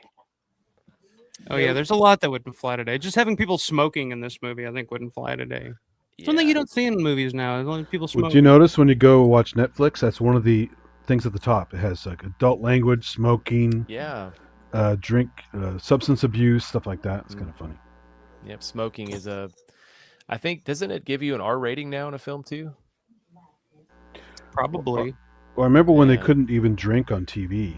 There was a time when you could have a beer on TV and then you couldn't. Yeah, that's a thing now in like advertising for like even beer commercials. You can't actually take a drink of the beer. You actually have to just hold it. Like you can't show somebody actually taking a drink of a beer now. Wow. Which I'm about to do as we speak. Mayor's got a great question here. Mayor's saying the big question is, are any of the versions of this movie any good? Because this one stinks. I don't know. Mine's entertaining as hell. I think he answered his own question. Yeah. This one smells like cigarettes and they all smell like cigarettes. Big turn off for me. Like it just feels gross to watch. Like everybody in this movie's nasty as hell. I love it. Yeah, I think they all stink. Steven says using light tubes as kettle prods and a black guy knocking her on her ass. A very progressive film. That's right. It is. Yeah. That was interesting. Very woke. Basically take the grimiest, dirtiest scene in Zombie and this smells worse. I can see the cigarette smoke in the background. Like you can see it moving in the background, at least at the part where I'm at. Well, if you see smoke on my camera, it's my computer catching fire. So, Jeff saying, speaking of Season of the Witch, I believe today, the 18th, was the day that the film initially was released. Interesting. I didn't know that. I didn't know that. I haven't heard anyone else talking about that. Yeah, cool to find out. Yeah, you don't hear very many people talking about Season of the Witch, period. Unfortunately. Yeah. Although I am planning on having, I've already reached out, talked to him about it. I'm going to have Vulo on maybe within the next few weeks to do like a full kind of latent image retrospective. Okay. Kind of covering everything all the way up to the crazies. I think that would be okay. Right now, ballpark. Interesting. How long do you think that episode's going to be? Oh, I'm just going to let him go. Just gonna say go. I'm gonna call it. Let's say it's gonna be between 4.5 and 5 hours. Yeah, Well, you're covering all over those 4. films? Definitely over 4. Yeah. I'd like to cover like the commercials and the actual company itself, and Once this tablet PC comes out, it's all over. So I would recommend to cover all that, probably split it up and do like different episodes. That'd be really cool. It's probably a good idea. Yeah. Different parts, which I would fucking love to see all that. Like I'll be watching every bit of it. Yeah, it's probably a good idea because, like you said, that would be like hours and hours of content there. I don't have any fucking idea what's going on. By the way, I'm just no clue. I don't either. It's okay. It doesn't matter. Yeah, and I know I've been talking, but like even when I was sitting down watching, trying to focus on what was going on, I didn't have any idea. I was just grossed out. No clue. They're trying to figure out who the murderer is. Don't you get it? Just a little bit of electrocution, and she's electrostatic for the whole rest of the movie. It makes sense, right? Yeah. Nothing she did helped her with her smoking. Do you guys remember airplane flights when you had smoking sections? I had smoking sections in my university dorm.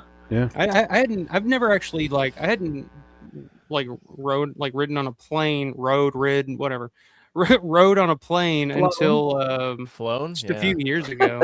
Flown on a plane. There you go. Snakes on a plane. Whatever. But yeah, that was my first 2021, I think. 2022, 2020, something like. No, it was actually 2020, right in the middle of COVID, actually. So that was a lot of fun. We went to Colorado. So by the time I did a trip to Africa, the international flights still had smoking, but domestic flights did not. But I did plenty of domestic flights as a kid that you had smoke. It was awful. I remember smoking sections in restaurants back in the day. Remember that. Definitely remember that. Waffle House, I think up until just a few years ago, you could smoke in Waffle House.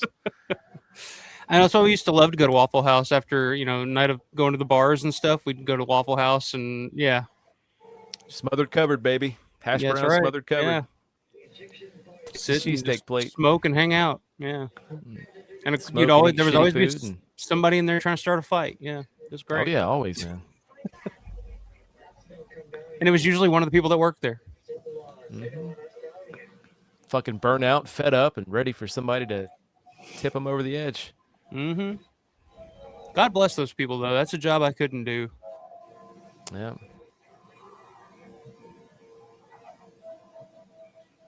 You're talking about fly? I've never flown. Never flown in my life. Never really? Once. Yep. I don't know if I will again, unless it's like something where I had to, but no. There's something about being trapped in a death tube high in the air that if one little thing goes wrong, it's still safer than driving. So it's it's a control thing. I was gonna say I know exactly the control, but I get it. Plummeted to my death from thousands of feet in the air driving my car. It's like if something you can die half a mile down the road. I can pull up to the side of the road and call for help. If something goes wrong in an airplane, you're dead. It's over. Yeah, but I see driving as much as I do now. I see accidents all the time now on side streets and freeways, and a lot of them look almost lethal. It's nasty. Yeah. Well, it's also per capita too. I mean, a lot of people drive. I'm gonna tell you what. Living Dead weekend. I think it was 2023. I don't know if I told you that, but I got a flat tire in Virginia. Like it went flat, and then the next morning I woke up and found out it was flat, and my little sensor was going off or whatever. So they plugged it, but my anxiety was so bad. Like driving across all those bridges and shit in Pittsburgh, I was like fucking teeth chattering the whole time. Like, please God, all I could think about was my whole family going over that fucking bridge. Oh, here's Veronica Hart. Oh, is that her? Yeah. On the roller skates? Yeah, with the rack. With the rack. Yep. Okay. And that's Pat Logan. Pat Logan. Yeah. That's Pat Logan. Yeah. Yeah, Synth, I can see why you used to beat it to her. I'm not exactly professing that, but hey, what do you want? Call it whatever you want. Okay, buddy. You watch it for the plot line, right? You're talking about Synth Love Machine? Synth, were you the blonde dude from Coach? Do you know what he's talking about? I haven't seen the show, but I know what you're talking about. By the way, that food he's cooking looks really disgusting as well. So, yeah, as supposed to. Par for the course, yeah. Yeah, the Egyptian lady with the skates. What the fuck am I watching? Yeah, there you go. It's Veronica Hart. Anyone ever seen the movie The Amusement Park? It's a Romero film that was supposedly... Heard of it. Yeah. Love it. Never heard of Actually, it. my brother borrowed the friggin' DVD or Blu-ray. He hasn't given it back yet. I need to get it back. That was one of the most exciting moments of my life, getting off of work and rushing home to turn on Shudder to watch The Amusement Park. Oh, yeah. I remember first day. Yep, first day. Yeah, I remember I was like, okay, guys, don't bother me for the next hour or so. And I went into a room and closed the door, and I was like, look, I'll help take care of Everly later. Okay. I just need an hour. And she was all right. Who was it that was it Garf that put it out on VHS? There was like a super limited copy with a clamshell and all that shit. Do you remember that? Yeah, Garf. Garf was the one that did it. I think. I think Mike's got it.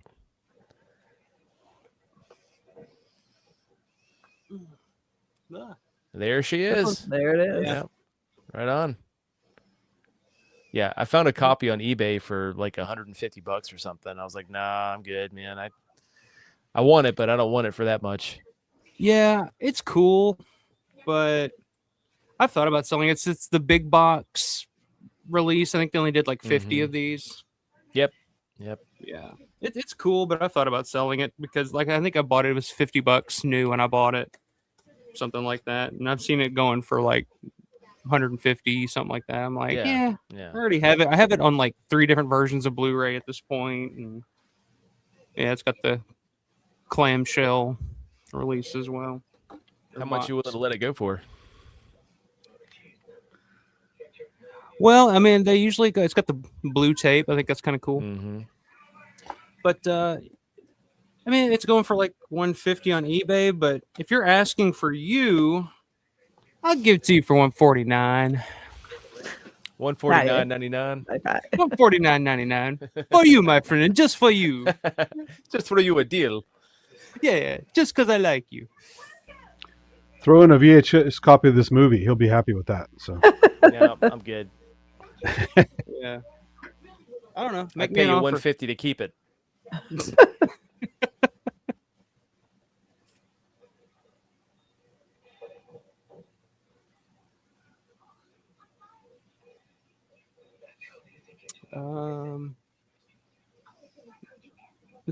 This movie has just started a complete conversation about the days of smoking.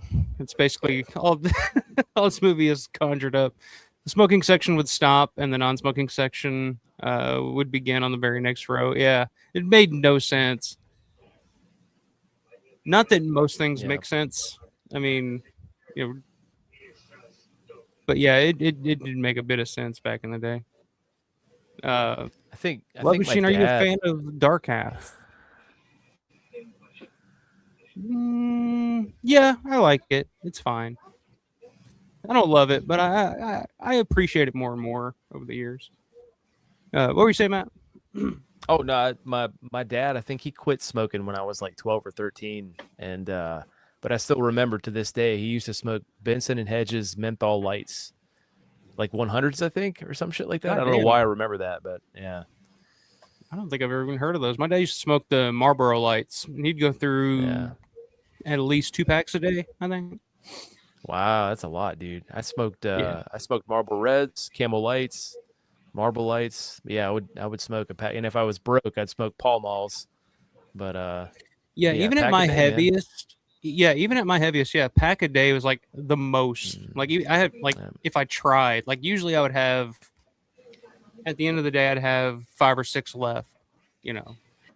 But like, you when guys people are weren't like, sold by "Oh," the Joe Camel image. They always claim that kids like Joe Camel, so they get into smoking. So no, I was sold by, I was sold by growing up being idolizing people like George Romero, and every time you see George, yeah, Kurt Cobain, Tom Petty, like I'm just like everybody just fucking chain smoking all the time. Like, yeah, if they're doing it, it's not so bad. Yeah, but I was like I was very against smoking when I was younger, and I was like straight edge in high school. Didn't drink, didn't smoke, didn't do nothing. But then, yeah, eventually I was like, yeah, give me one of those. my favorite is they had the ones targeted for women, like Virginia Slims. Like, you've come a long way, baby. Yeah.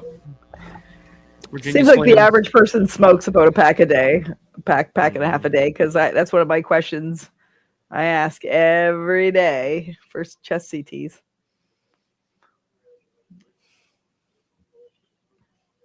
How long did you smoke for, Mike? Well, it was like that 9-month period where I quit before Everly was born, and then the night she was born, I was like, I need a cigarette, and I started again. I think I was 20. I think I was 20 when I started, so 20 up until now. How long has it been now? Since August. So that's pretty good. That's good, yeah. So yeah, started when I was 15, and then I quit when Emery was born. I think I was 27. So yeah, almost 15 years. I used to steal them. I would go into Kmart or whatever and just fucking pocket them. Really? Oh yeah. Did they have them out and about like that? Yeah, Like back in Kmart? the day, you could just reach out and grab them. Yeah. Long ago in my youth. Back when you were fun, Matt. Yeah, back when I was a lot of fun. Used to do crazy shit. Used to shoot up heroin and steal cigarettes. Never shot up heroin. I'm just kidding. Okay, I was gonna say, God damn. No. I've tried some shit in my day, but yeah, I've done some shit, but never heroin. No, never shot up. Never done anything like that. If you get Will back on here, I'm sure he'd probably admit to it. Oh, Will, he'd tell you. Yo, Will's probably blown somebody for heroin or something at one point. I'm sure. Like black tar heroin. No, I don't think he's ever done anything like that. What? Never mind. I'm gonna put his business out there. But he mentioned something the other day. I was just like, God damn, dude. Like, yeah. He brought up something, blowing somebody for something. I can't remember what it was. Well, it's quid pro quo, right? You got something for something. So that's why I love Will. He has no filter at all. Yeah. He really doesn't. He doesn't give a shit. He does not care.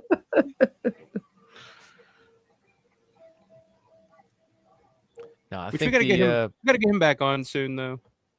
He does. He reached out and mentioned something. He mentioned something about wanting to come on and do a round table. I'm sure we'll do another one before Living Dead weekend, kind of leading up. That's 8 weeks away. Yeah. Yep.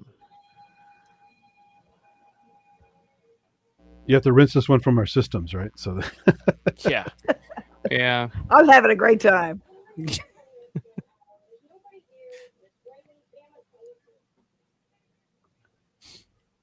I'm saying a lot of people don't like Dark Half, but I always dug it.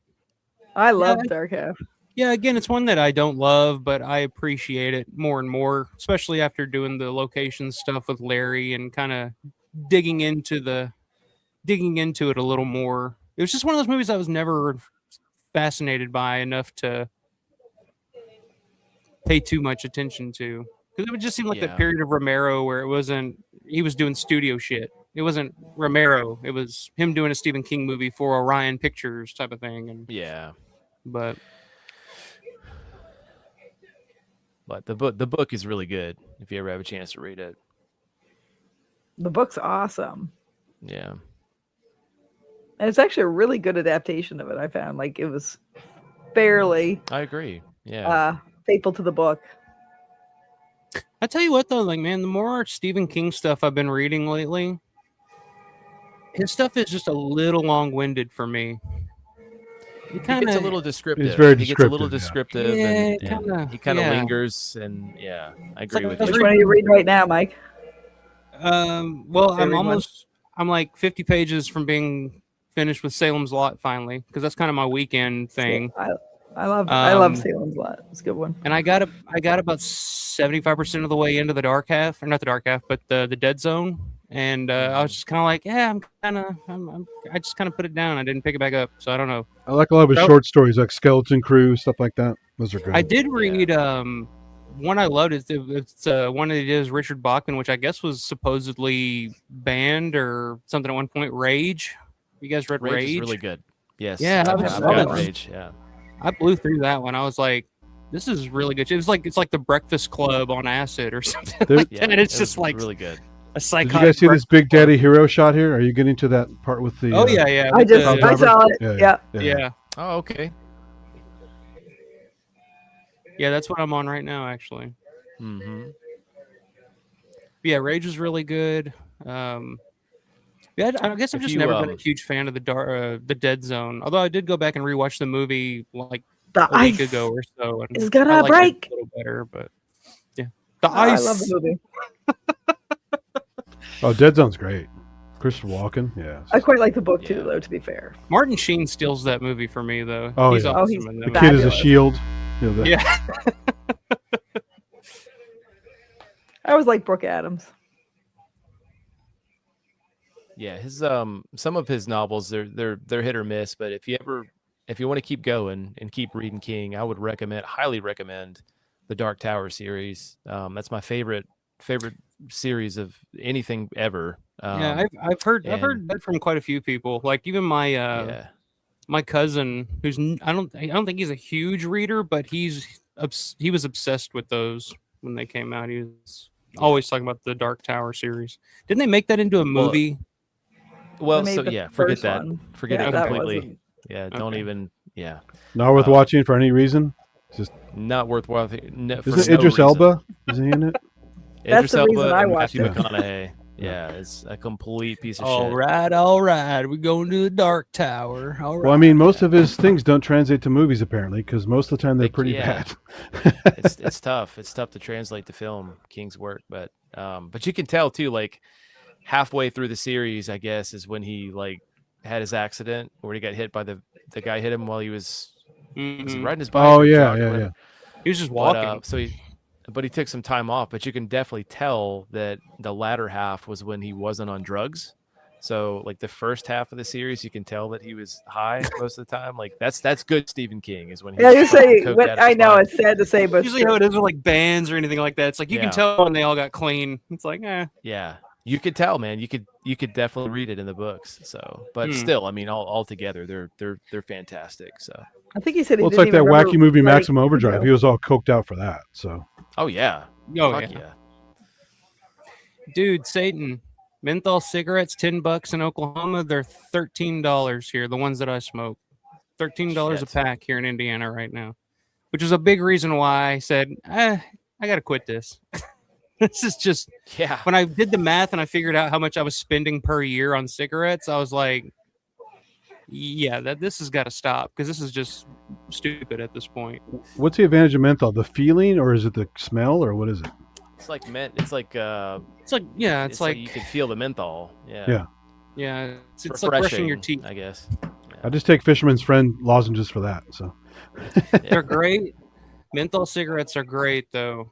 Like when you smoke weed, menthol cigarette afterwards. There you go. Perfect combination. Speaking of smoking, you've seen Coffee and Cigarettes, right? The Jim Jarmusch thing. I haven't. I've never seen that. Oh, you gotta check it out. Somebody mentioned that the other day. I think last night somebody was saying they were watching that.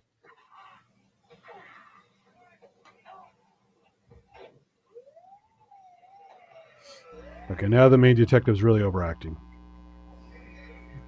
Yeah, I would say so. I listen to Rage on YouTube. I like the Night Shift book of short stories.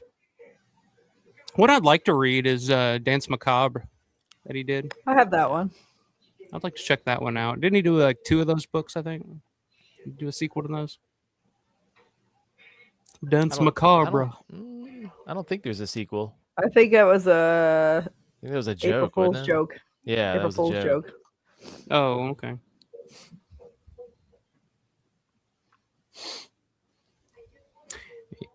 Yeah, I kind of got that feeling too watching that movie, Satan.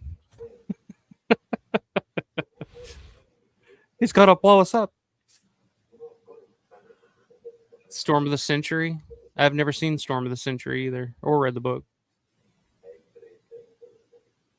Cujo, underrated. Really, it's not really about a killer dog. It's about the decline of the American family. Interesting.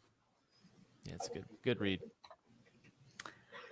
Dolores Claiborne was shot not far from where I live, from where I grew up. I remember when they came over and did that one. Yeah, the fairy scenes. Stuff. Yeah, Cujo's another one of those where King likes to torture children. He loves killing kids and fucking kids up. I mean, and animals. Like, how can I? And animals. Yeah, he's like, how can I really upset the reader? I want to really pull the reader. Let's fucking kill this kid. That'll do it. Yeah, I love Cujo. I will say, like, after reading Pet Sematary, I like the book more than the movie now. Oh, so yeah, you're right about that, dad, right? Yeah.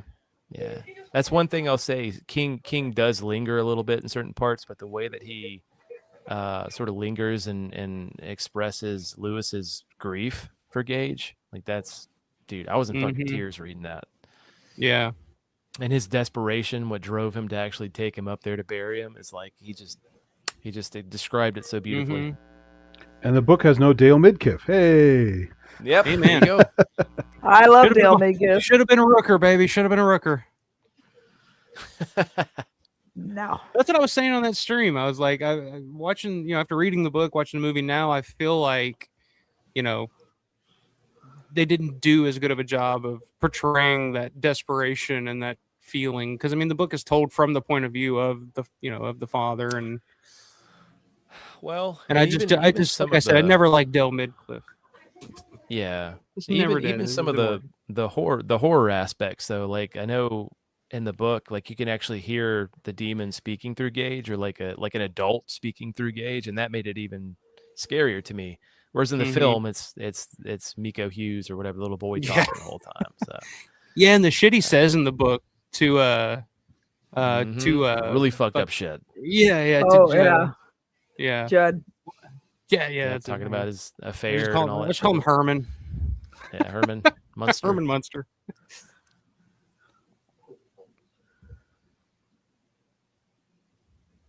Anyway, we haven't really talked about this movie at all in the past like 30 minutes. Who cares? That's all right. Let's keep going. More Stephen King. I don't even know where you guys are at in this. I have no idea what's going on. I'm just watching. I'm at 59, or I'm at an hour on the dot right now. Right. So. Yep. I'm right at an hour. What's your scene though? What are you actually at in a scene? It's the porn star and a dude with a fez on. Okay. Yeah. I'm around there too. I'm at 102.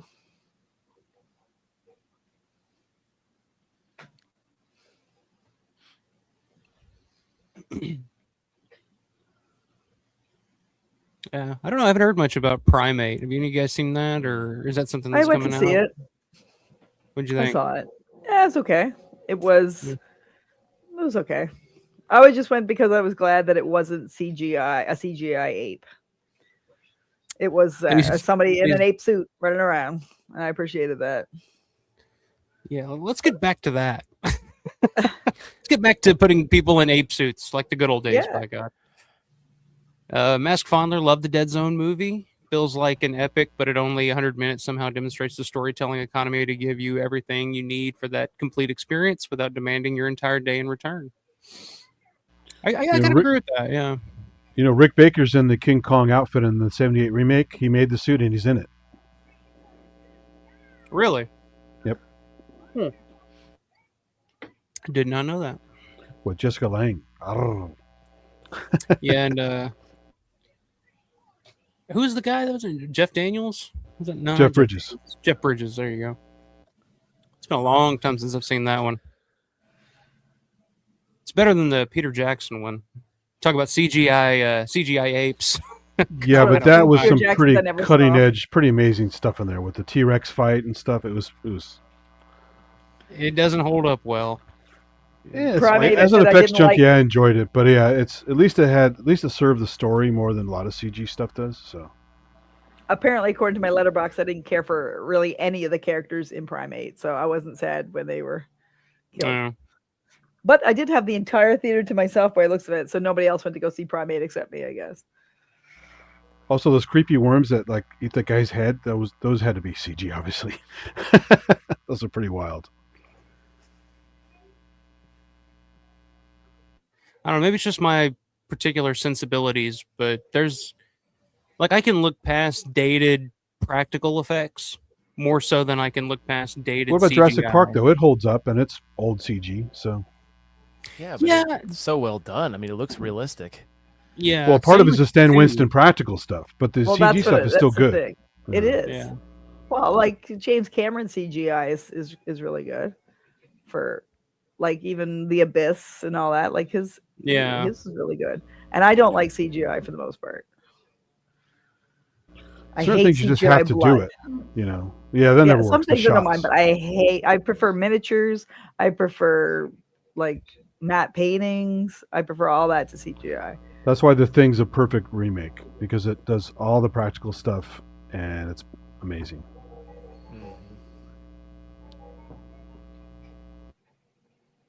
Well, then they did the prequel to The Thing where they tried to do it all practical, and the studio was like, "No, we need CGI because Yeah, and the practical looked pretty good. I saw some of the footage. They could have used it, but they just didn't want to. Hey, what's up, Robert? Robert Harbert's the second. What's going on, brother? Love Machine says I didn't even like the CGI in King Kong when I saw it in the theater. Yeah, it's kind of how I felt. I felt like it was just overdone. There was too much of it. Kind of took me out of it. Jackson loves long movies, so. Well, yeah. But I love the extended Lord of the Rings cuts. They're great. Steven says Peter Jackson Kong wasn't bad, just a little long. Kong Skull Island, maybe my favorite besides the original. I haven't seen Skull Island, actually. I was never big. He's talking about King Kong versus Godzilla here. I was never a big, monster Godzilla King Kong guy. You don't like kaiju movies? No, I never did it for me. Yeah, they're fun. I grew up with them, so I like them. I had like a cousin who was super into Godzilla. Everything was, I love Godzilla, I love it. And I was like the one kid that was like, I like the '98 Godzilla. That was cool. And Godzuki, the little guy who's talking to the kid all the time. Is this the killer reveal? Who is this? So it looks like a Aren't you surprised? There's the killer reveal. Oh, there you go. Is it the porn star? Is that her?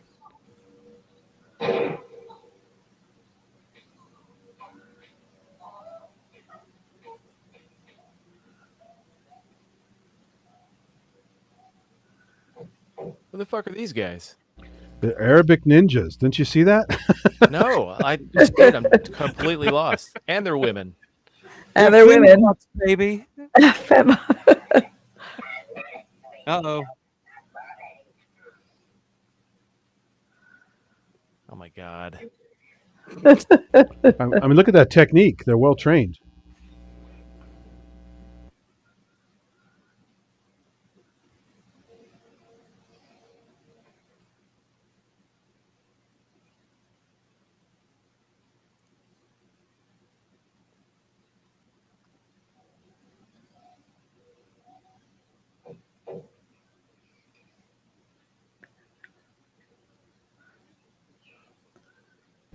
Nice long death from a headshot, right? That's really classic.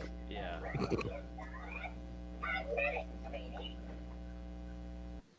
Here comes the real hero. That woman just grosses me the fuck out. Every time I see her puffing on that cigarette. Fat Pig Conqueror, didn't he hide the rat monkey from Dead Alive in his version of King Kong? I don't know. I've never heard that. Have you guys ever heard that? Oh, no, I haven't heard that. I've never seen his version of King Kong. Oh, really? Okay. No, I was like too much CGI, and I don't like Jack Black. I'm like, no. Yeah, me neither.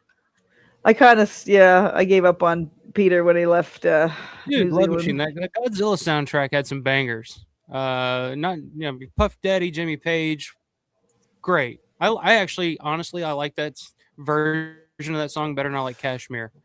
I've never been a big fan of Kashmir. Led Zeppelin's Really? Kashmir. Oh man. That song goes on for fucking ever and does nothing for me. It's just da da da da da da da da da da. It just goes You on like and all? on. You hate all of Physical Graffiti or just that song? Mostly just that song. I like everything Zeppelin did, but that's just not one of my favorite songs. But man, that soundtrack, you had that, you had Silverchair, you had Rage Against the Machine. That was a great soundtrack. I used to listen to that all the fucking time when I was younger. One of my favorite Silverchair songs ever is on that soundtrack too, and it was like a B-side that they never used. There you go. Egyptian female ninjas works for me, says Steven. There you go. So this movie works for some folks. So here's more of the Blood Feast ripoff stuff. Definitely. Like it better than Blood Feast, though, and I have Blood Feast. Oh, come on. You don't like Fuad Ramses? He was classic. I didn't say I didn't like it. I said I like this better. I do have Blood Feast. It's not my favorite of the Herschel. I love Herschel Gordon Lewis. He was just hilarious. Yeah. Gruesome I have the box Twosome, set. Yeah. 2000 Maniacs. Just. I was never a big H.G. Lewis fan. Well, Gruesome Twosome's great because the woman's talking to a stuffed cat the whole time. Isn't that right, Napoleon? And they cut to Napoleon's reaction shot. And it's Some just are better than others. Yeah, there's a. You know what I mean? Why don't you guess? Just I'll say this, Satan. I'm not a fan of Jack Black, the actor, but I hate Tenacious D. I'd rather sit and listen to Roseanne Barr scream at me in a megaphone than listen to fucking Tenacious D. So, they can be insufferable for sure. oh my god, I used to have friends all the time. We'd be like hanging out or something like that, and they'd throw on fucking Tenacious D. He's like, dude, you gotta check out this fucking song. It's hilarious. And I'm like, oh my god, like I was the same way. Yeah, I had a buddy that The would play Darkness CD does all the that kind time. of stuff better. You listen to The Darkness. yeah, I never the Jack Black shtick of just like hi-ya, that thing he does. I've never understood the appeal. I like him in fucking High Fidelity though, but that's one of the only a great roles I've one. ever seen him in that I like. But and the Cable Guy. We have. Are you ready to rock? But he wasn't quite over the top Jack Black yet at that point. Yeah.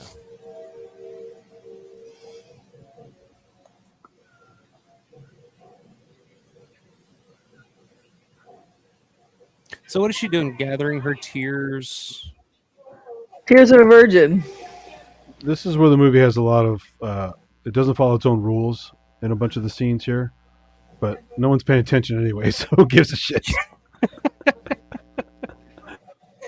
Matt looks invested. Matt's I'm just trying to. I have no idea what's going on. I'm just trying to figure out what's happening right now. She's.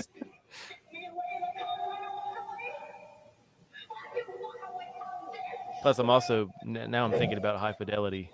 Ooh. I'm thinking about better movies. That's what I'd rather be watching right now. Oh, here comes. I don't know if you guys are gonna get this, but Savini's effects are coming up here in a sec. For me. Quick, Matt. Top 5 albums you'd rather be listening to than watching this movie. Go. My wife and I always joke about that because anything that's mainstream or anything that somebody's like, "Oh, this band's really good," we always quote Jack Black. Go to the mall. Just go to the mall. Why are you here? Go to the mall. What's he? You don't own Blonde on Blonde? That's fucking. What does he say? That's fucking sadistic or something like that.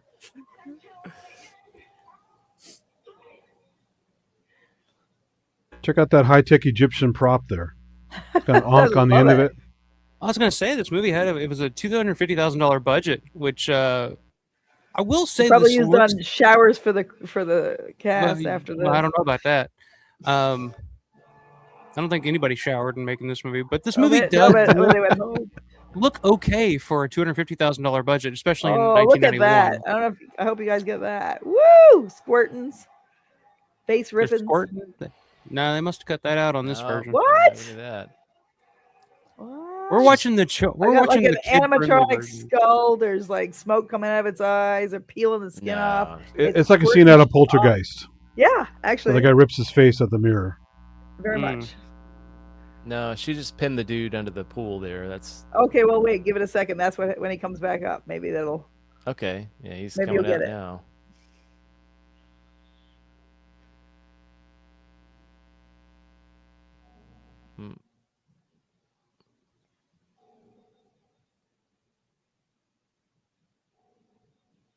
Getting face ripping. No, Pat Logan's about to kick some ass. Hang on.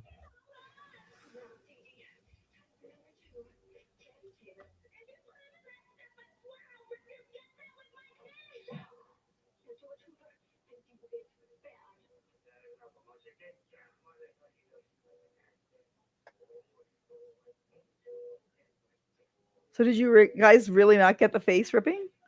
No, right now Pat Logan's fighting this other dude. Fucking James Karen with a mustache here.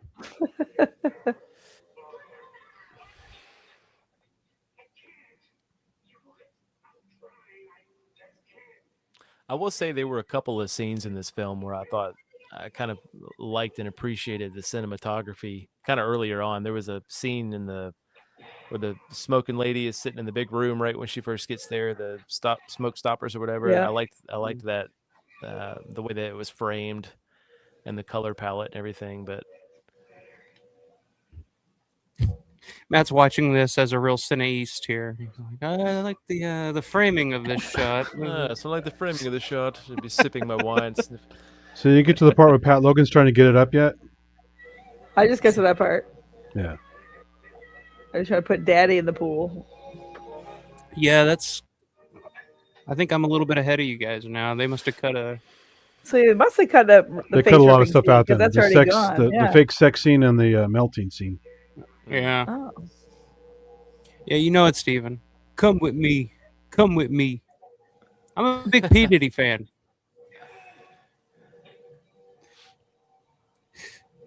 I grew up in the hood, y'all. I can't help it. I believe he said that a lot, too, before he got arrested. So You're probably right, yeah. Looking back, yeah. Looking back.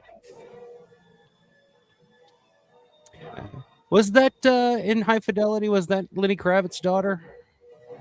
The show. They did a show. Oh, the show with Lenny Kravitz. Yeah, okay. The show was Lenny Kravitz's I didn't even know daughter, about that. not the film. I know who you're talking about, the girl that. Oh, yeah, I was John thinking Cusack about sleeps with. Yeah. Yeah.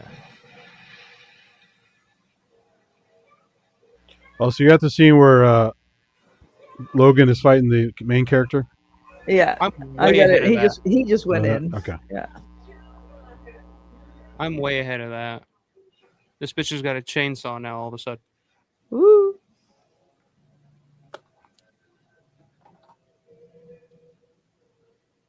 Where are you at, Matt?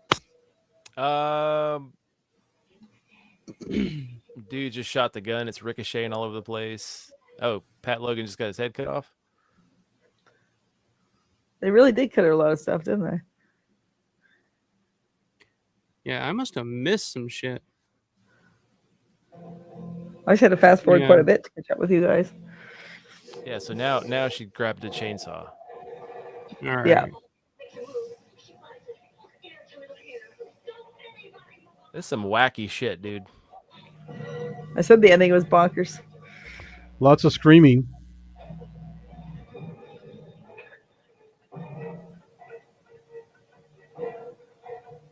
Porn star ass. Fat Pig the Conqueror wants to know, notice the Acid Bath shirt. You ever hear of a parody band called Rancid Cat? It just covers the songs in When the Kite Spring Pops, but they were all about kittens and cats. Never heard of that. That's Never. Interesting. Rancid Cat. Rancid Cat. Probably better than the actual Rancid. Actually. Yeah.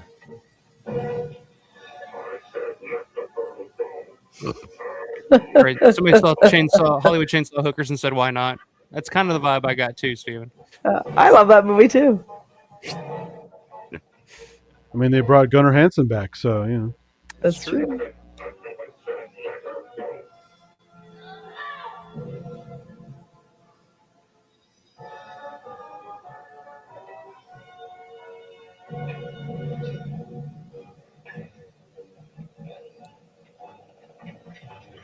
Probably not a good idea to run with a chainsaw in heels. Yeah. Just keep your finger out the trigger. In heels. If you had Nikes on, you'd be fine. But the heels, You'd be fine, right? You're really testing fate now, yeah. Lecture where she does that whole hiss. Goes,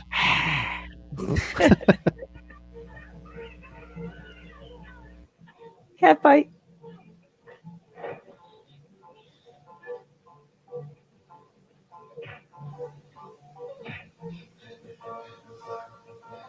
There's some nice smoke machine going off there for Matt, for some cinematography effects. There you go, yeah.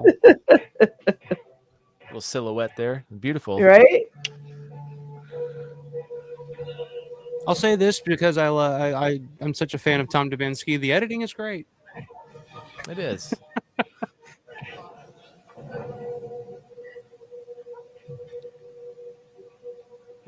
I will say, like, this movie is a little bit more coherent than John Russo, especially some of his later movies. But hey, I still stand by my Uncle John is a zombie was great. You're out of your fucking mind with that one. I still have to watch that it. thing. Yeah, I enjoyed the hell out of it. It was my favorite Russo film of all, I think. Really? Yep. God. I know. Maybe it's because I went in expecting the absolute least and had the hilarious time. And you were justified in that thinking.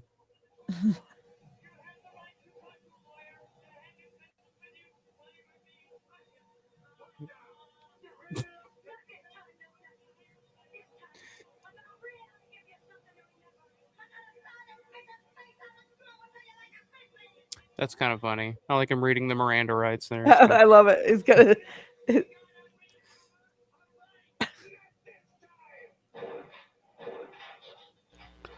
the gratuitous Rompler score is pretty insufferable, but yeah, the music's pretty bad. Oh, yeah. I've noticed that from like the beginning. It's a product of its time. It's the early '90s, so it's.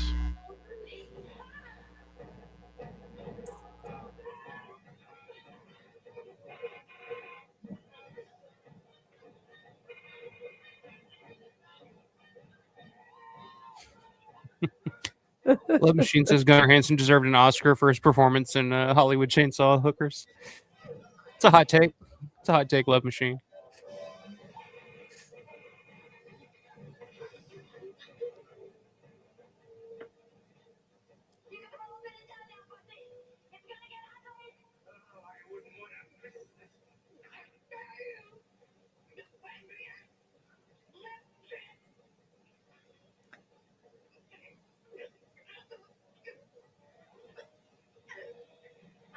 Crunch.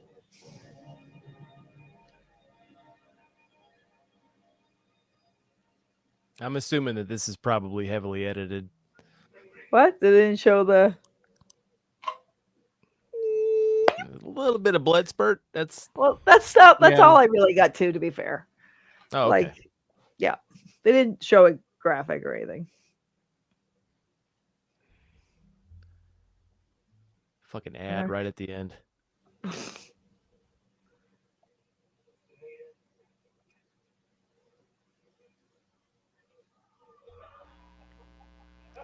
Yeah, they cheaped out on that squash scene.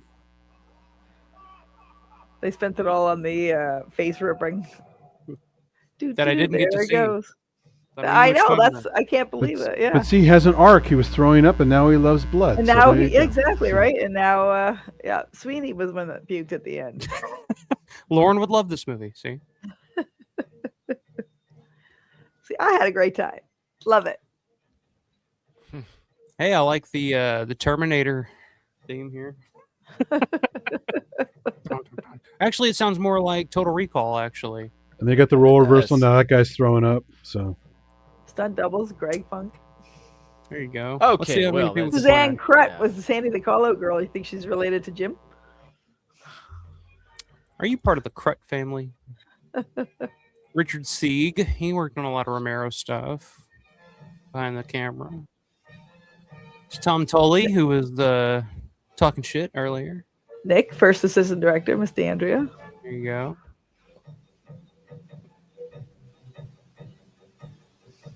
Yeah, Kevin Maloney. Yeah, the music in this is pretty rotten. But Ed Lettieri was the gaffer. Look, you can talk about it when you go There you go. You can get him to sign. You can get him to sign. See, your I have to get copy. all these people to sign it. I really would. There you go. I like John the Beef Janusik. Gerald Gurgley. This is when he was still very professional. You know, Gerald Gurgley.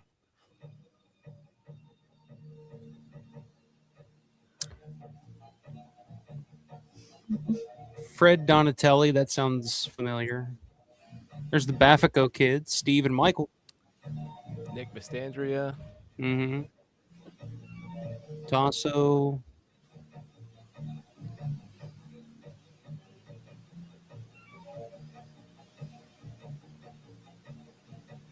All right. There we go. What'd you guys think? Well, special thanks to Copy World of Pittsburgh. Ooh, 4-star pizza. Green Tree Marriott Hotel. The most expensive thing in the movie was the Synclavier direct-to-disc recording system. That's like $100,000. Stairmaster East. So. The Pittsburgh Police Department for the patience and sense of humor. So this made me want to scrub my flesh with a Brillo pad and my eyeballs.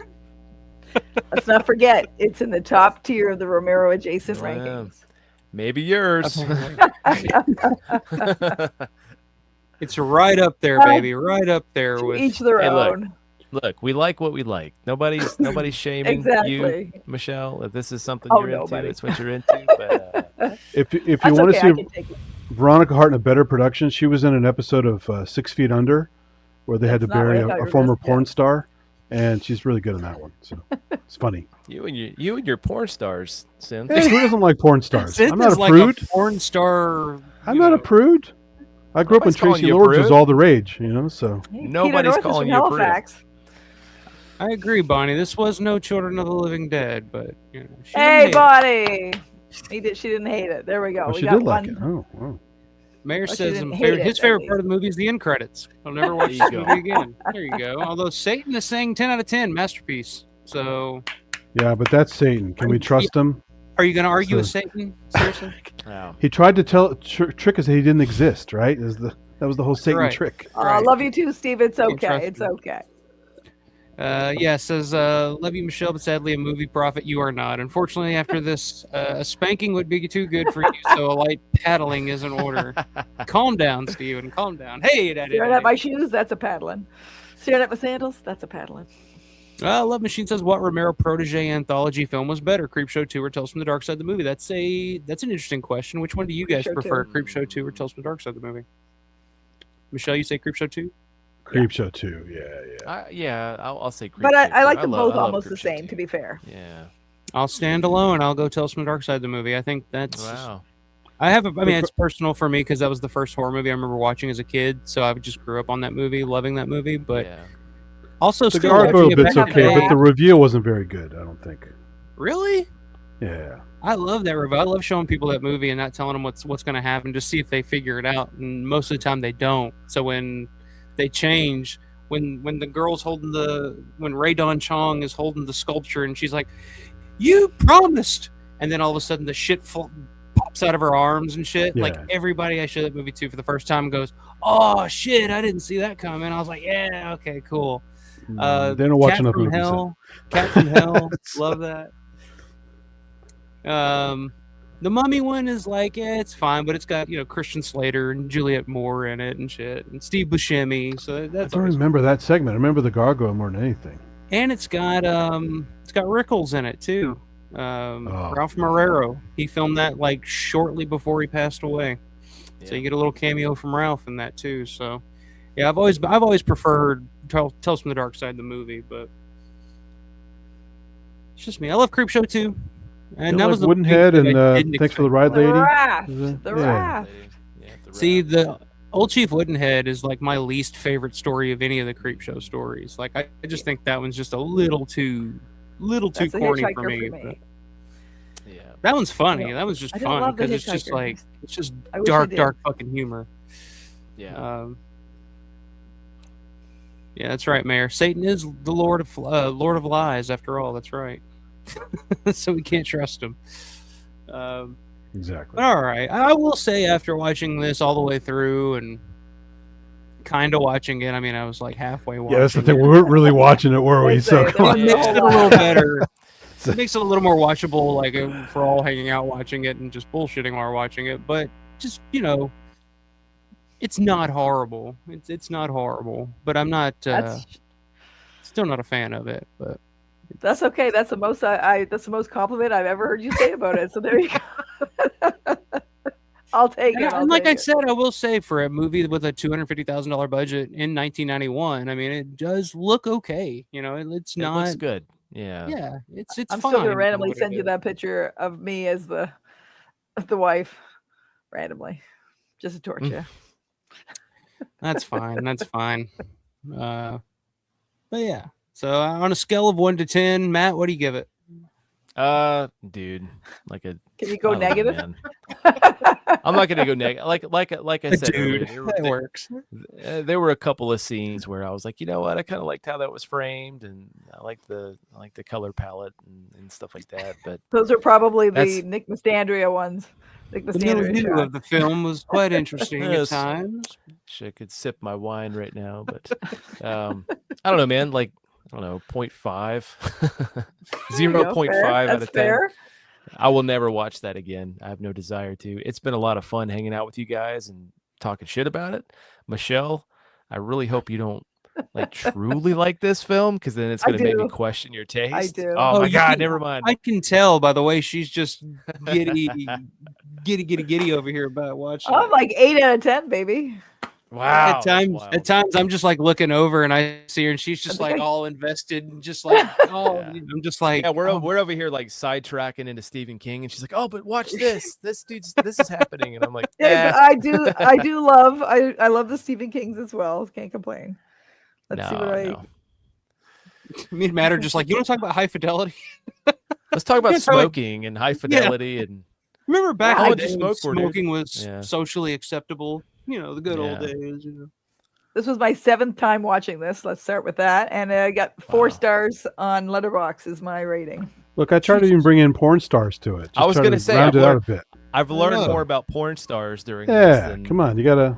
Hey, that was shit I didn't know. That was exciting. I enjoyed that. And some of the effects you guys missed, because we have the versions that have the extra effects. Yeah, that's true. The pulling the face off was pretty good. So it was like those were worth watching. Those scenes were worth watching. When you said the Safini effects weren't very good, I was like, a lot of them are not, but that one's pretty good. Some of them are, and that's what I was like, wow. So you know what that means, Matt? We're gonna have to watch it again, uncut next time. I can snip those out and send those to you. How's that? Yeah, I say we'll just send it to you. We'll watch those little clips. Yeah. Exactly. I will ask though, where did you download your version from, Synth? Because I looked at a couple of different. I didn't look at any torrent sites. Usenet. Yeah. Okay. It's the original internet before the World Wide Web existed. It's still there, and you can find anything on it. I think I looked at like SoulSeek or something, and I couldn't find it on there. So. Yeah, you might find it on a torrent here and there, but it's one of those movies that wouldn't be very popular, so probably hard to find even on a torrent. But yeah, Usenet's a crazy place. There's all kinds of shit out there. Is the Pirate Bay, is that still a thing? That's part of the torrent stuff. Yeah, it might be there, but the links are probably long dead. A lot of times you'll find links that don't work. Also, you got to use a VPN, because if your ISP knows that you're doing torrents, they'll kill your ISP connection. So goose egg. Mayor gives it a goose egg. Yeah, Mayor's a big fan. All good. Yeah, Larry's on board. He agrees with the old the Chief Woodenhead story. Yeah, I just never. It's the weakest story, but it has some fun parts in it. So I don't know. It's a little hokey. Riverman says Creepshow 2 is better. I think it's probably consensus thought. Yeah, I think, but I agree. Plus, I had a lot of fun talking to the Woodenhead actor at Living Dead Weekend. He had a whole crazy backstory about it. He's a really interesting guy. So maybe that's why I like it. Kind of, I don't know. Well, the thing I like about Tales from the Dark Side too is the wraparound story. I think it's kind of fun with Debbie Harry from Blondie, and it not only has Debbie Harry in it, but it also has David Johansen from the New York Dolls. And when I was younger, I was a huge New York Dolls fan. Like So it was just cool, like going back and realizing, like, oh my god, like when I was a teenager listening to the New York Dolls and going back and watching Tales from the Dark Side the movie and being like, oh my god, it's the same fucking guy, you know, like it's Do Buster you like New York Dolls better or Buster Poindexter? Oh, New York Dolls, like I can't fucking stand the Buster Poindexter. Yeah. I like the wraparound story in Tales better than the animated Creepshow 2 Yeah. bits. Yeah, the animation was. Wasn't a fan of that. No. Steven says, I've seen much worse. I would pick it up as a shelf filler if needed. The best rating I could give it is a 5, and that's mainly because the raven-haired beauty enjoys it. So there you go, Steven. Lay it on thick, sir. Lay it on me. That's right. Lay it on thick. Love it. I'll eat it right up. There you go. All right. Well, thanks. This is fun. This has made watching this movie enjoyable for me, so I appreciate it, guys. This was great. I had a great time. Matt, what you got coming up? You got anything going on your channel? We didn't even talk about or mention the award-worthy magnum opus of a. Come on. Yeah, that was amazing. Seriously. It was good. Yeah, it doesn't even like do it justice for me to just say like it's a YouTube video because it feels more like a documentary or something. Like you could fucking release that on Blu-ray and I would buy it. Like I'd be like, this is something. Yeah. Well, so, you know what? I'll probably never do that. But like Jace was asking me for a burned copy, and I was like, I don't really have a way to burn it, so I'll just send it to you. So I mean, he might be able to make a couple if anybody's interested. I don't really care. It's whatever you guys want to do with it. But I really appreciate it, and the biggest like compliment that I've gotten has just been like from some of the locals that have seen it and have reached out to me and been like, hey, this was my childhood mall. Thank you so much. And I'm like, hey, no, thank you. Like, please, thank you for reaching out and talking to me about it, because it wasn't necessarily just about George and his films. It was also about the community. You know what I mean? Yeah. The history of the mall and everything too. Exactly. I thought that was really interesting. Yeah. That got me. I actually just ordered on eBay. I just picked up that Remembering Monroeville book, so I got that coming too. Oh man, it's great. Yeah, Zandy Didiak, and she's interviewed a lot of people, and I know she did a lot of interviews with people from the mall. So a lot of really good information out there about it if you're interested. But like hearing people like locals. But I think what really kind of gripped me was when Norman England reached out to me and said it made him emotional, and I was like, dude, you have no idea how much that means to hear that. And like Larry, I think dude, Larry messaged me. Larry messaged me and was just like, have you seen Matt's video? He's like, I had no idea. He's a fucking filmmaker. He's like, I had no idea he had it in him. I was like, dude, I know. Like, that was one of like the best things I've seen. And he was like, Larry literally told me, he was like, that's the best video he's ever seen on Dawn of the Dead or the Monroeville Mall. And I was like, coming from Larry, that's pretty big, high praise. I was like, dude, I kind of agree, you know. And that's the thing is like I made it for you guys. I made it for them. I made it for the people that it's reached and that can connect to it, and that's why it's there. And I had some big feelings about all that, and I just wanted to do something with it, and hopefully people can resonate with it and agree. So, but that's, you know, I really do appreciate all that. I think the next thing I want to do and what sort of sparked my interest in doing more of this stuff, I kind of want to do like the video essay kind of stuff like that. But you know, we talked about Martin earlier. I've been fascinated with that film for so long, and nobody ever fucking talks about it. So I want to start doing stuff like that, like kind of deep dives, like psychological insights into like, you know, certain films, and not necessarily Romero, but I'm sure I'll do something with Phantasm down the line. But you know, that's been a big, you know, like you said, there's so much meat on the bone with Martin, and there's so many different themes and like things you could talk about and things you could dissect and break down. So I think that might be the next thing I do, is some sort of like breakdown or essay on Martin. I think that'd be a lot of fun. You know, I like the fact you had not only emotional content, but you found some really rare stuff that I've never seen before, and that you put together for that thing. So it was also very educational. It was really cool to see all that.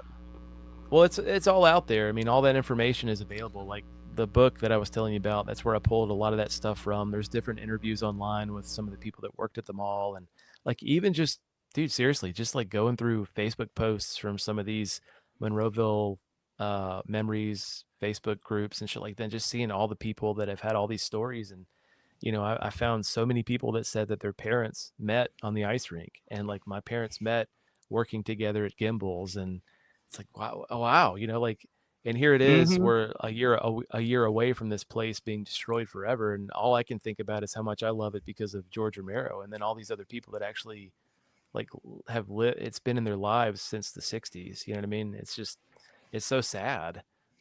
Yeah. So, but that's the whole point of the I don't want to say film, but it's the whole point of the video was, there's It's a different film. communities. Well, thank you, but Totally. I I agree. the spirit of a place is more than just one thing. It's whatever you make it, and how the different people that have moved through it. So, Yeah, it's I kind really of appreciate it. watching it. I kind of had that feeling that you were talking about when you talked about watching Brandon Salisbury's Resident Evil doc and watching it with your wife and her kind of understanding. She's like, "Oh, I kind of get why you love this stuff." Yeah. I kind of had that feeling watching this. I wanted, like, that's something I would show somebody to try to make them kind of sort of comprehend like why I love this stuff. Like I would show them that Yeah. video to kind of, because I think they would kind of get it, Send it to Lauren, damn it. He's got to watch it. I'm not. No, I'm not his keeper. I'm kidding. I'm just he could do his own thing, but yeah, everybody check that out at Drone of the Dead. I put a link to it in my community section as well. Go check it out. Go sub to Matt's channel, and if you're gonna do more stuff like that in the future, man, I can't wait, because I remember you telling me this was months ago when you first brought it up. You were like, "Hey, you got any footage or anything that you shot from Monroe? I'm kind of putting a little something together," and I was like, "Oh yeah." I didn't know what it was. I didn't think much of it, but as time went on, I was like, he must be really putting something together. And then as soon as I fucking started it and hit play, I was like, well, Matt just made a fucking documentary. I was thinking like, oh, it's gonna be like a little 10-minute video or something, a little montage or something, and then all of a sudden it's just like, oh, okay, here's Werner Herzog over here fucking doing something on the Monroeville Mall. I'm there for it, Yeah, I appreciate it, man. And loved it. Yeah, and thank you to Synth. A lot of that footage, our mall tours, and a lot of the footage came from him. And there's another guy. I'm a shooting fool, no problem. Yeah. Yeah. Oh, I know you shot it all, man. But another guy on YouTube, his name's Wally Bednarski. He does a lot of mall videos and shit like that. I can't remember his exact. If you go to the video, I've linked to him in it. But a lot of that footage of the still shots inside of the mall and some of the walking and stuff, that was pretty much all him. And he graciously let me use that in the video. So, and then also thank you to you for providing. I had this image in my mind of what I wanted that stuff to look like, and then when you sent that to me, it was like fucking serendipity or something. Like I'm like, holy shit, this is exactly what I was looking for. Yeah, it was funny because like I hadn't looked at that stuff probably since I shot it, because I just had my DSLR. It was like the second time I was at the mall, and I just had my DSLR, and I was just kind of just getting shots of different stuff. And when you asked me about it, and I was like, well, I was actually kind of looking at some of this stuff the other day, and I had it on a SIM card, and I had it in the computer, and I went back and looked at all of it. And it was funny because like there was all that footage of you and your son and your wife on the tour and stuff, and I was like, oh, that maybe that'll work perfectly for it. So I'm glad I captured some of that. So well, and I've talked to Stephanie a little bit about that, and how incredible it is that it does kind of feel like serendipitous. It's like all this stuff kind of falls into place when you need it to, and like you just happen to have all that. We happened to meet the year before and kind of had a similar experience, and it just all kind of feels weird. You know what I mean? Like I don't know, not to get like super crazy about it, but so. But yeah, I really appreciate you guys. Thank you so much. Yeah, it's pretty awesome stuff. Like Larry's saying here, in the first minute, I knew he made something great. It blew me away. Amazing. Yep, same here. And as Matt was saying, like a lot of that footage, on the tours and stuff, he got from Synth's channel, Synth Attic, at Synth Attic on YouTube. He has the full tours and just tons and tons of footage from his, the past experiences at Living Dead Weekend. Yeah, especially with the Living Dead Weekend coming up. Like if you're curious about what, Larry's tours are all about or what the Living Dead Weekend's all about, check out Synth's channel because he has tons and tons of content on there from the I past have few actually years. more hours to upload. I found on a drive. I said, oh shit, there's a bunch of walkarounds that were not streamed because of the signal shit that I still haven't uploaded. So if there's time before the event, I will get the rest of those up there as videos. Like when I was talking to the actress that starred in Deborah Gordon, who starred in that wonderful thing we just watched. In that thing we just Now you can say how much you loved it when you see her. And surely this whole, you're talking about serendipity, surely this is the culmination of all of that, right? Being able to sit and watch such a wonderful film. So it all kind of works out in the end. No, it's just there's more stuff to come, and I'll have a bunch of stuff. I don't know how many hours are left, but I have a couple of hours still of footage to upload. So, well, I'm glad that you did all that, man, because I'm like the worst person about like taking photos or videos or trying to capture anything while I'm in the moment because I'm just like in the moment.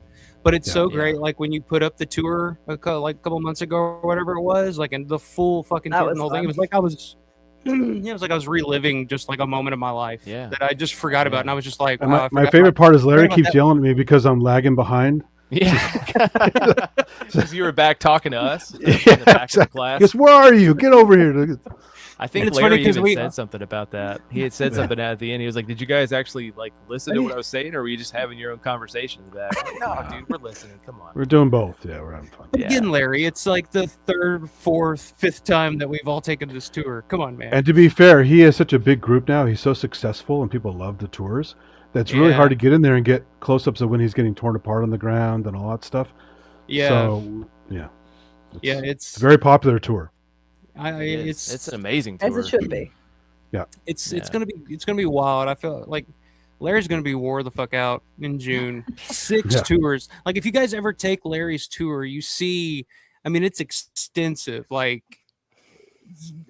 I mean, he goes full bore on this shit. Like a 3-hour long tour, every little thing, every bit of knowledge that you will ever like. Usually he does 3. And by Sunday after the third one, he's burned.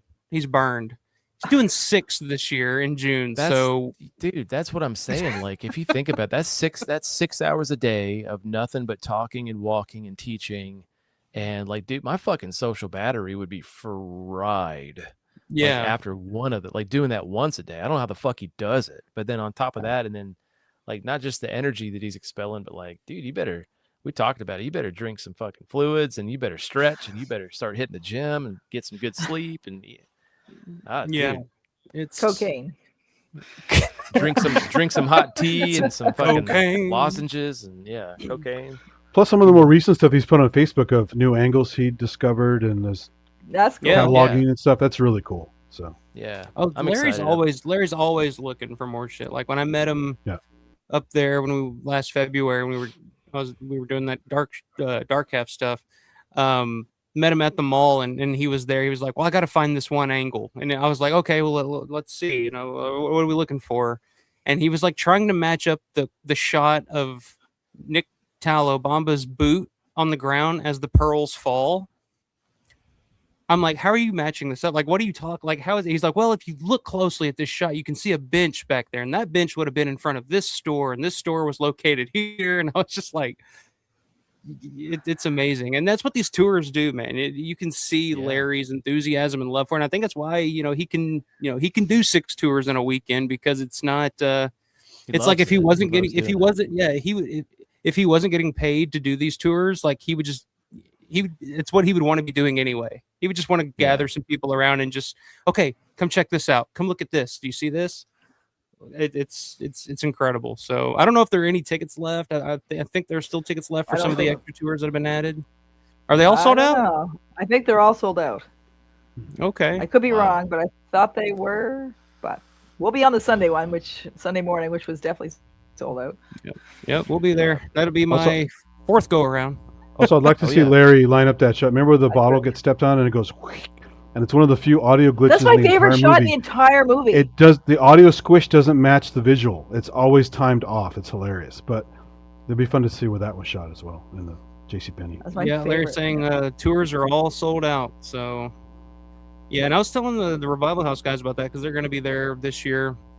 talking to them about that last night, and they were, asking about, what's it like? 'Cause it's going to be their first time, and like, is it going to be busy? Is it going to be like packed? And I'm like, well, dude, typically, like I was telling him, Larry usually does 3 tours. Those usually sell out, and but this year they added double that, and I think they're all sold out at this point. So if that gives you any indication of like how many people are planning on coming and doing everything, like, yeah, it's gonna be fucking nuts. And I mean, it was crazy last year in June. I mean, and I think it's gonna be like probably twice as much this year going on. So I remember Friday, after we got in and got upstairs and everything, once like, because I think we did the VIP thing, we got in early, right? So once everybody else got in general admission, I mean, you could not fucking move in those rooms. Yeah. And then Saturday was the same way. You couldn't budge.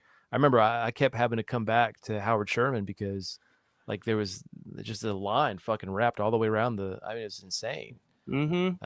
It was warm. So warm. Yeah, Howard Sherman said he made more money at that show last year than he had in his entire career of doing any convention, Yeah. And he's done a ton. I mean, Howard Sherman's done like some of the bigger conventions, but he said he made more money that weekend last year than he did at any point in his career. And for a guy that his autograph was $40. Yeah. $40. He was one of the lowest priced autographs there. Like usually the $40 people are kind of the background zombies and stuff like that. But the bigger names are usually 60 or so. Eugene Clark, 90 plus tax.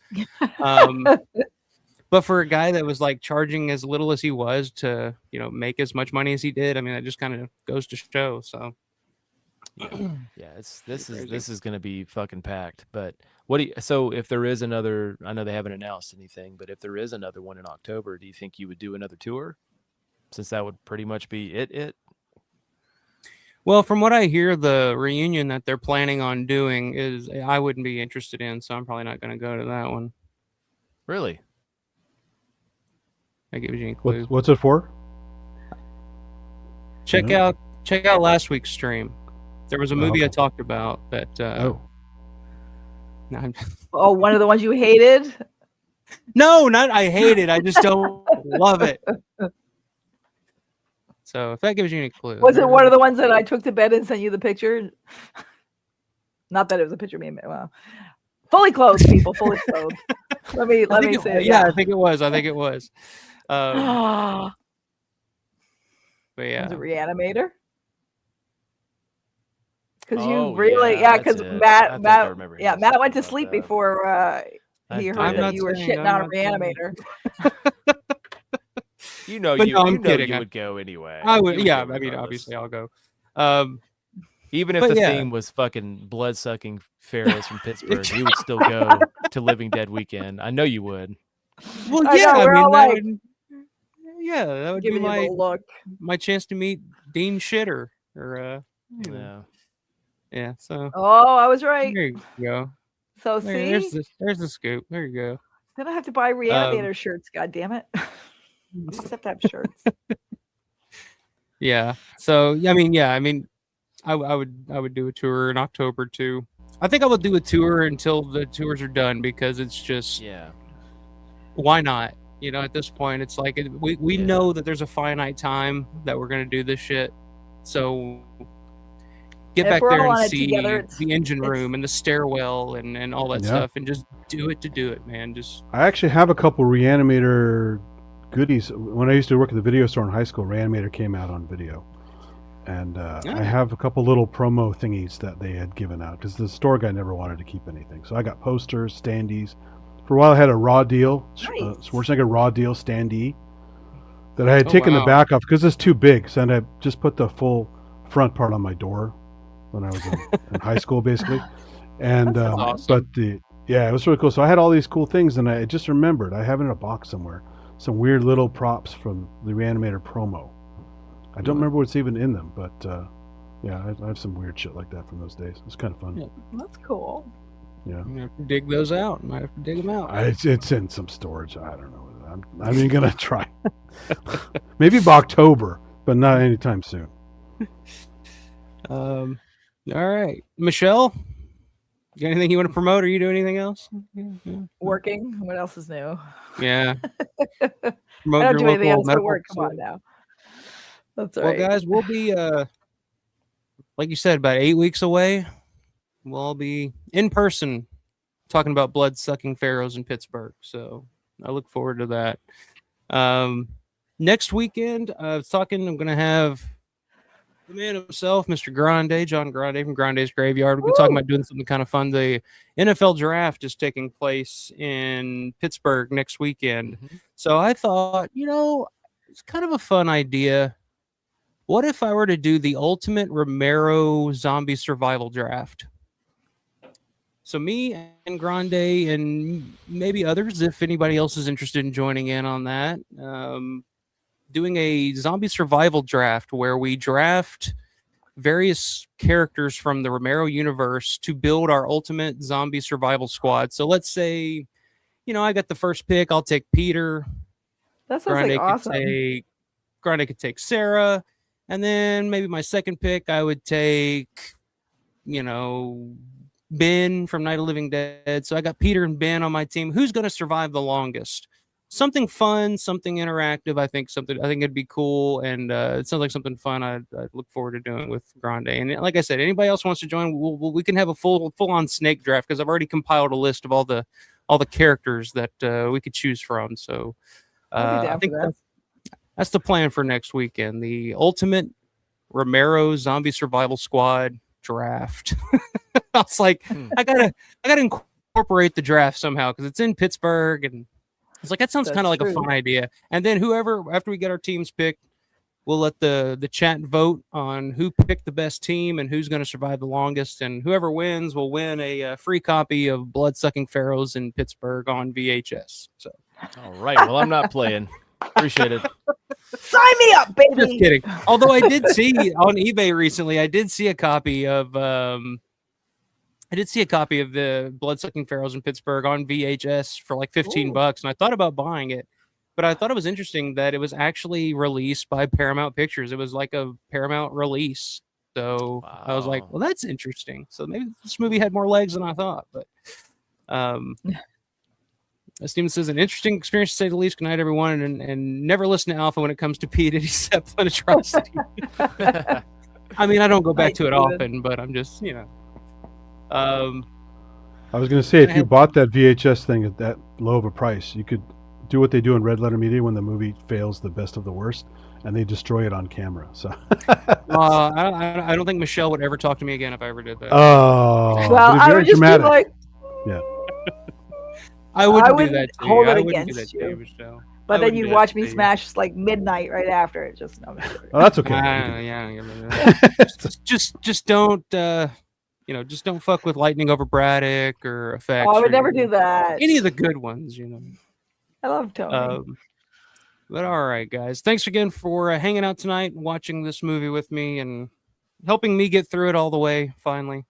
Yeah, it's about time. It's a boot time. It's a boot time. I did not say a boot, did I? You did, but it's a okay. boot time. It's a boot time, man. Fuck you, buddy. I'm not your friend, guy. I'm not your guy, pal. Hey, man. All right, guys. Well, I'll see you guys next weekend. We made it. All right, thanks for having us on. Through. And thanks, my everybody. computer did not explode, so we're all in one piece. So turned out all right. No gun in my mouth like in the movie, so So. Hey, we did get through that. Was full of liquor. It was great. Loved it. Good night, everybody. Happy rest of the night. Bye, stay safe, stay prepared, but always stay scared.